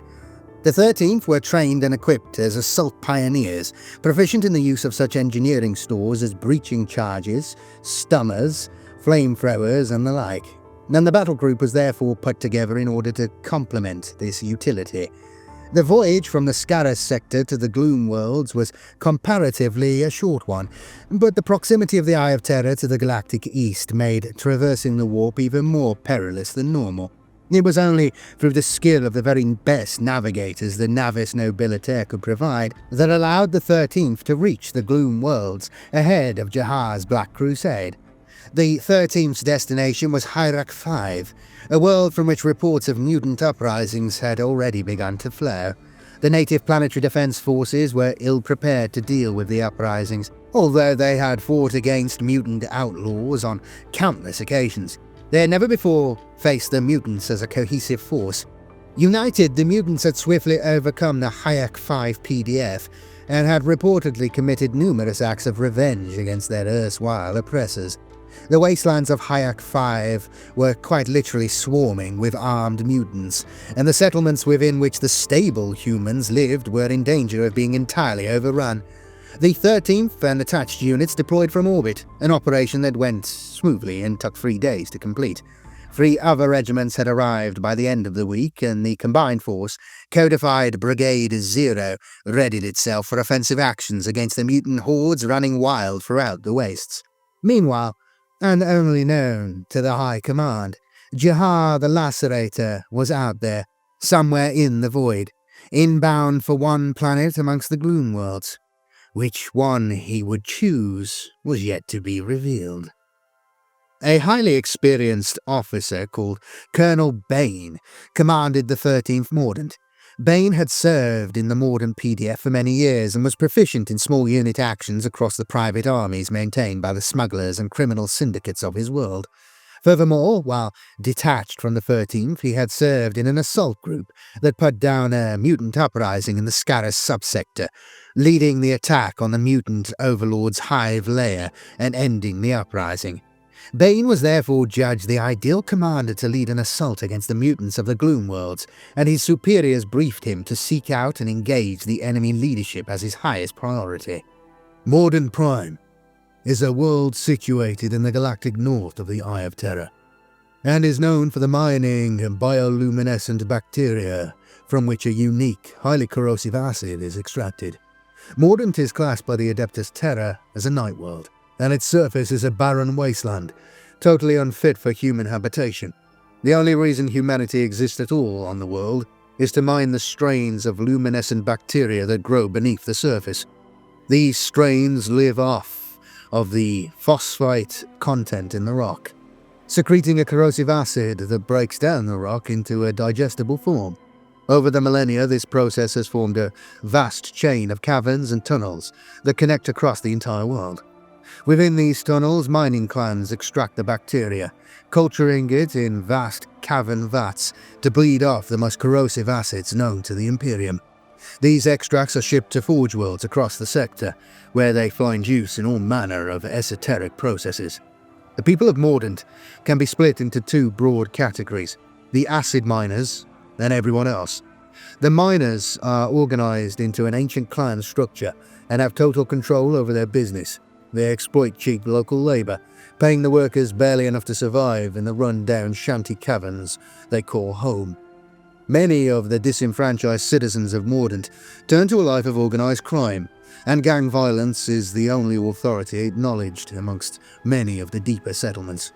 The Imperial Guard regiments drawn from Mordant are raised from amongst those citizens disaffected with life on their world. They cannot live on the pittance paid by the mining clans, and they will not sink so low as to leech off their own people as the gangs do. Mordant regiments are often fielded on night worlds, and are known to make excellent tunnel fighters when the need arises. The 13th's first engagement against the Black Crusade of Jahar the Lacerator came only 9 days after their arrival on world. The regiment and attached units were stationed 5 kilometers south of the mutant settlement of Gravesville, a stinking ramshackle city of around 300,000, situated at the very edges of the wastes in which the mutant armies were believed to be operating. Colonel Bane was briefed on an army-wide advance to be made across the wastes, in which 5 entire regiments would seek to encircle the mutant horde and bring it to battle. The 13th were to advance through Gravesville, neutralizing any mutant forces they might find there in order to safeguard the rear areas and line of communication of the advancing army. The regiment was transported to the outskirts of Gravesville by a Departamento Munitorum mass conveyance squadron. The infantry embarked on huge flatbed crawlers, each able to carry an entire company and its equipment. The regiment's sentinels scouted ahead of the column, whilst the attached tanks and assault guns of the Messina and Angel Sai armoured units followed. Under cover of an artillery barrage laid down by the Angel Sai units, the 13th advanced into the mutant settlement. They initially met with little opposition, only the occasional sniper engaging the infantry from the taller structures. Each time they were shot at, the infantry would call down well-aimed artillery fire from the Angel Sar basilisks, silencing the sniper and devastating entire buildings. After 3 hours, the infantry reached the center of the shantytown and linked up with the attached scouts from the Bayan 9th. The tribesmen come Imperial Guard infiltrators were spooked, but they had trouble communicating to the Mordant officers exactly what had rattled them, as the two groups spoke very different dialects of Low Gothic and experienced great difficulty in communicating any more than basic messages. Eventually, the decision was made to press on, though those troops of the 13th in contact with the Bayan scouts were greeted by an ominous feeling of impending threat. Advancing beyond the city centre, the lead platoon came upon the first real sign of the enemy. A large thoroughfare that led northwards out of the city lay before them, and along its length, suspended from rusty iron poles, were strung up the bodies of several hundred troopers of the Hayak PDF. The lead squads went to cut down the closest of the bodies, determined that such blasphemy should not go unchallenged. When the Bayan scouts cried out, waving their hands frantically and attempting to stop the Mordant from doing so. Too late, the Mordant troopers saw why. The bodies had been mutilated, but not in such a way as might be considered normal. in such a conflict. Instead, the bodies of each PDF trooper had an intricate web of cuts inflicted upon it, and the mordant troopers recoiled in horror as they saw that the cuts formed symbols, runes so foul to look upon that men vomited or collapsed to their knees upon reading them. Colonel Bane made plans to keep up the momentum of his attack. He knew that the mutants must surely have some center of power out there in the wastes, and so dispatched the Bayan scouts to locate it. His Sentinel scout units leading the way, his regiment and attached units began a long march into the unknown of the wastelands. The landscape north of Gravesville was a polluted expanse, littered with industrial waste and used as the dumping ground of an entire world for millennia. In places, the ground was so thick with garbage that progress was slowed to a crawl. But the Bayan scouts were able to pick a clear path through it, eventually allowing the infantry to make some progress. The armoured vehicles of the attached Angel Sard and Medina units were able to plough through the worst of the terrain, but soon discovered a further hazard. The ground in many places was dangerously unstable, prone to collapse. 3 tanks and a self-propelled artillery piece were immobilized, trapped in the collapsing ground, and had to be crippled with breaching charges lest they be claimed and put to use by the enemy. The trek into the wastes went on for a further 3 days before the Bayan scouts brought back news of a large concentration of enemy up ahead. Colonel Bane went forward with the scouts and soon saw for himself what his regiment was up against. The scouts had led the Mordant to a major enemy base of operations, and Colonel Bane resolved to assault it while he had the chance. The mutant position was set into the side of a mountain of industrial waste, and consisted of a large, crudely fortified command bunker, surrounded by tiers of smaller fortifications and fire points. For several hundred meters around this were laid belts of razor wire, as well as areas Bane suspected to be minefields. But most disturbing of all was a mighty structure perched atop the waste mountain. A wide, flat area had been cleared, and around it were all manner of twisted forms, fashioned from rusted ironworks.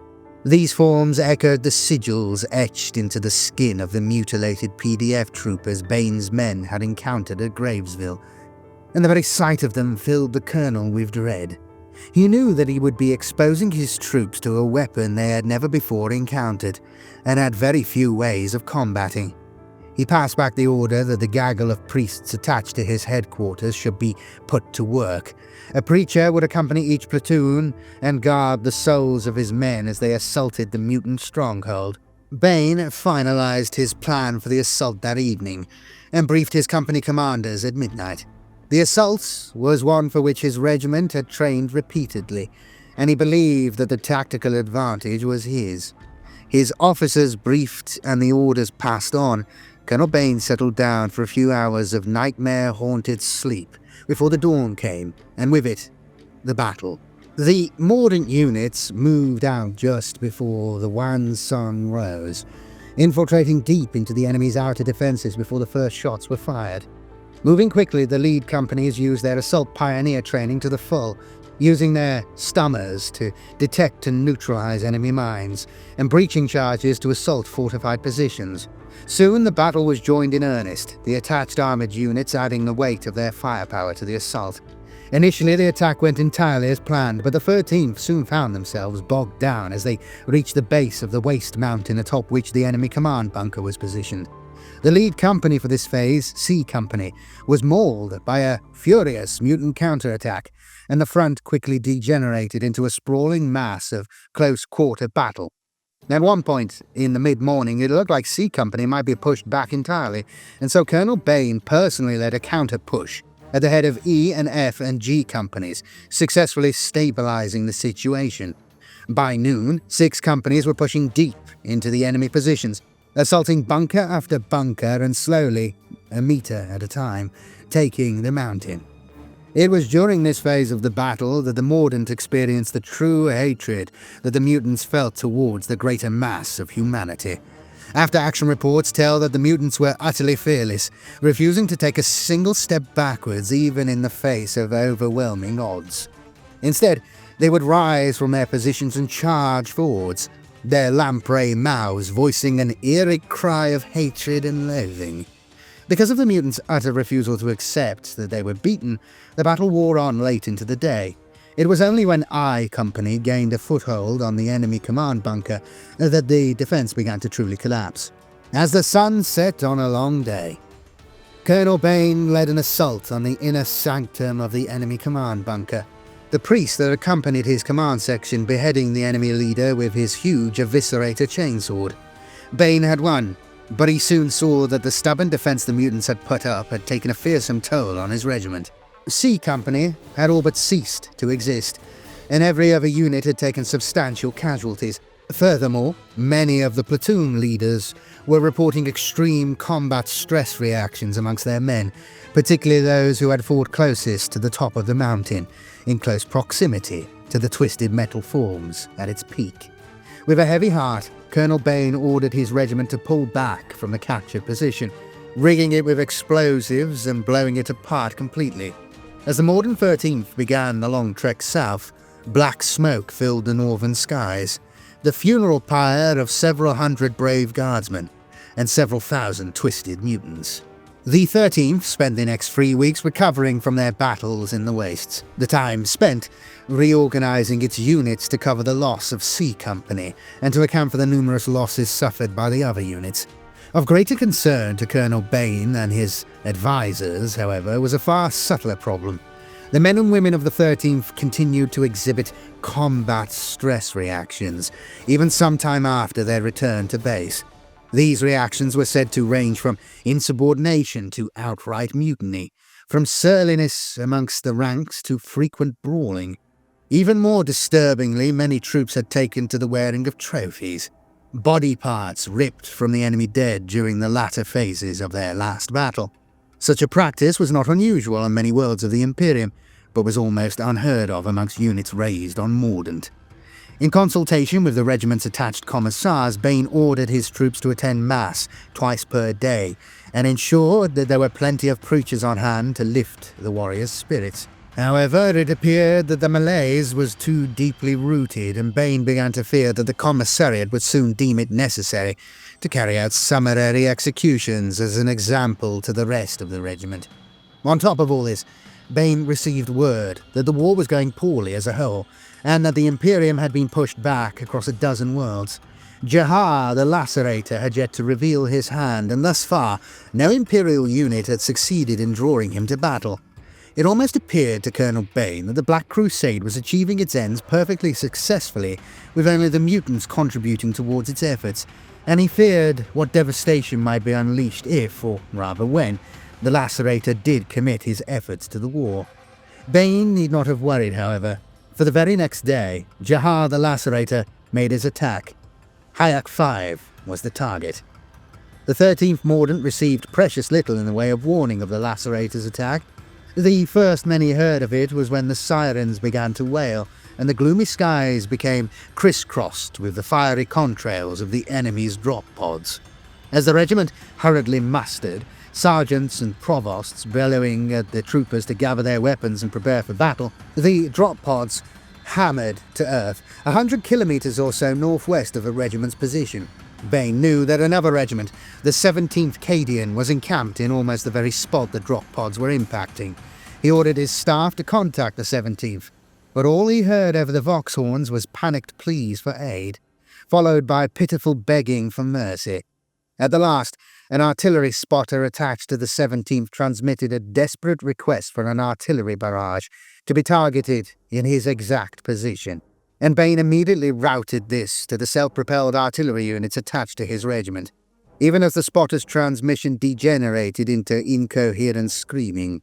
Bane heard the rush of incoming ordnance over the Vox channel, and said a silent prayer when it was abruptly cut off as mushroom clouds blossomed on the distant northwestern horizon. As the colonel gathered his company commanders, he was interrupted by an incoming communication from High Command. He was to break camp and move out with immediate effect. His orders were simple. Jahar the Lacerator had come to Hayek 5, and the Morden 13th were to make every effort possible to slow his advance whilst a defence was mustered. The battle that ensued was one written in no official history of the Imperium, for it was fought against powers that may not be named or even described. All that is known is that the so-called Lucky 13th advanced directly towards a foe that had reduced entire planetary populations to gibbering slaves. It is said that the very air screamed, with the plaintive wailing of the dead as the regiment advanced. Voices from beyond, entreating the 13th to turn back, lest they too be enslaved for all eternity. But the 13th did not turn back. They marched on, into the mutant-infested wastelands, into the wailing cyclone thrown up by the unquiet dead. What horrors were called forth from the realms beyond the physical few may ever know. What terrors and temptations the servants of the unnamed ones visited upon the 13th, or perhaps best not imagined. What is known is that somehow the lucky 13th stood in the face of those terrors and temptations. They marched on, laying down such a torrent of fire that the beasts of the warp were cast back. At the last, the regiment, Colonel Bane at its head, descended upon Jahar the Lacerator as a vengeful force of destruction. None who witnessed the battle committed its details to record, and only accounts of witnesses many kilometers distant may be read. The dark skies, it is said, were torn asunder by fire and lightning, the heavy weapons of the 13th contesting with the sorcerous blasts unleashed by the Lacerator against them. At the height of the battle, onlookers 10 kilometers distant were forced to turn away lest the conflagration blind them. So intense was the fury unleashed. And somehow, throughout all this, the 13th were victorious. As dawn rose, a column of scorched and blasted men and women staggered from the smoke engulfing the entire northern horizon. Jahar the Lacerator was dead. His Black Crusade halted. How might the instructor or the student learn from the final act of the Lucky 13th? What lesson might be drawn? What example might be followed? What stratagem or ruse might they emulate when their time to face such an enemy arrives? Surely, when faced with such a foe, all notions of strategies and tactics must be cast upon the wind. Instead, the commander must look not unto the fighting strengths of his forces, the capacities of his lines of communication, or any such concern. Instead, he must reach deep into his soul and the souls of his men, and he will find there the greatest, most terrible and potent weapon in his arsenal. Utter devotion to die in the service of the Emperor, even as death itself reaches out to claim him. In the face of such a weapon, what possible defense can the enemies of mankind mount? There ends the first volume of the Tactica Imperialis. Those who truly aim to honor the works of the past and carry the glory of the immortal God-Emperor of Man-Fort should study the wars described herein. Honor the names of your predecessors, study their deeds, meditate on their sacrifices, and seek at all times to emulate their example. Seek first to identify the essential wisdom, the eternal truth at the heart of each account, for each has much to teach. One might look to Karnhide for an object lesson in a vital principle for any high commander. Your efforts should be entirely focused upon reinforcing success, not wasted on shoring up failure. Though not recognized at the time of his greatest battles, Karnhide knew this well, and his deeds are now taught in every staff collegia in the Imperium. For that reason alone, he was afforded a place in this volume of work. Look, too, to the actions of the Iron Snakes on Naxos, for they displayed the detached wisdom with which every commander, no matter his posting, must learn to plan. Captain Trocus displayed a keen sense of timing, allied to a ruthless determination to sacrifice all in the prosecution of his mission. Many suffered, yet that mission was successful. Lord Blythe teaches us a similar lesson, but on an entirely different scale. His command style also married the methodical approach so typical of one risen through the staff ranks as he did, with a propensity to change plans and surprise his foe. This alone should form a salutary lesson against becoming hidebound and predictable in one's strategy, for when the enemy will be able to predict your actions, and you will be forced onto the defensive. Such is a sin against the Emperor, a waste of his ammunition and of the lives in your charge. Lastly, look to the fall of Jahar the Lacerator. One might question why such an account has been included in this volume, for surely tactics and strategy played little in the conclusion of that terrible war. and this is entirely the point of its inclusion. For that war was won when the 13th gave themselves wholly unto the will of the Emperor. They became the vessels of his divine judgment, and through them the Emperor brought low the heretic Jahar. The lesson here is simple. Learn your tactics and your strategies, but never forget that it is not the caliber of your ordnance, nor the thickness of your armour, nor the capacity of your logistics train that will ensure your victory. It is the will of the Emperor. Embrace it and victory shall be yours. Of this you can be assured. A good soldier obeys without question. A good officer commands without doubt. Well, there you go, everybody. I hope you enjoyed that. It's an awesome... the Tactica Imperialis was an awesome book. And it's a shame they don't do more of this stuff. I really love this stuff. They've done one recently with Gaunt's Ghosts, a sort of a rehash and an update of the old Sabbath World Crusade campaign book. But I really like these campaign books, and they don't seem to make them like they used to. You know, this hasn't got rules in it. It hasn't got a page where you can see how to paint your armies.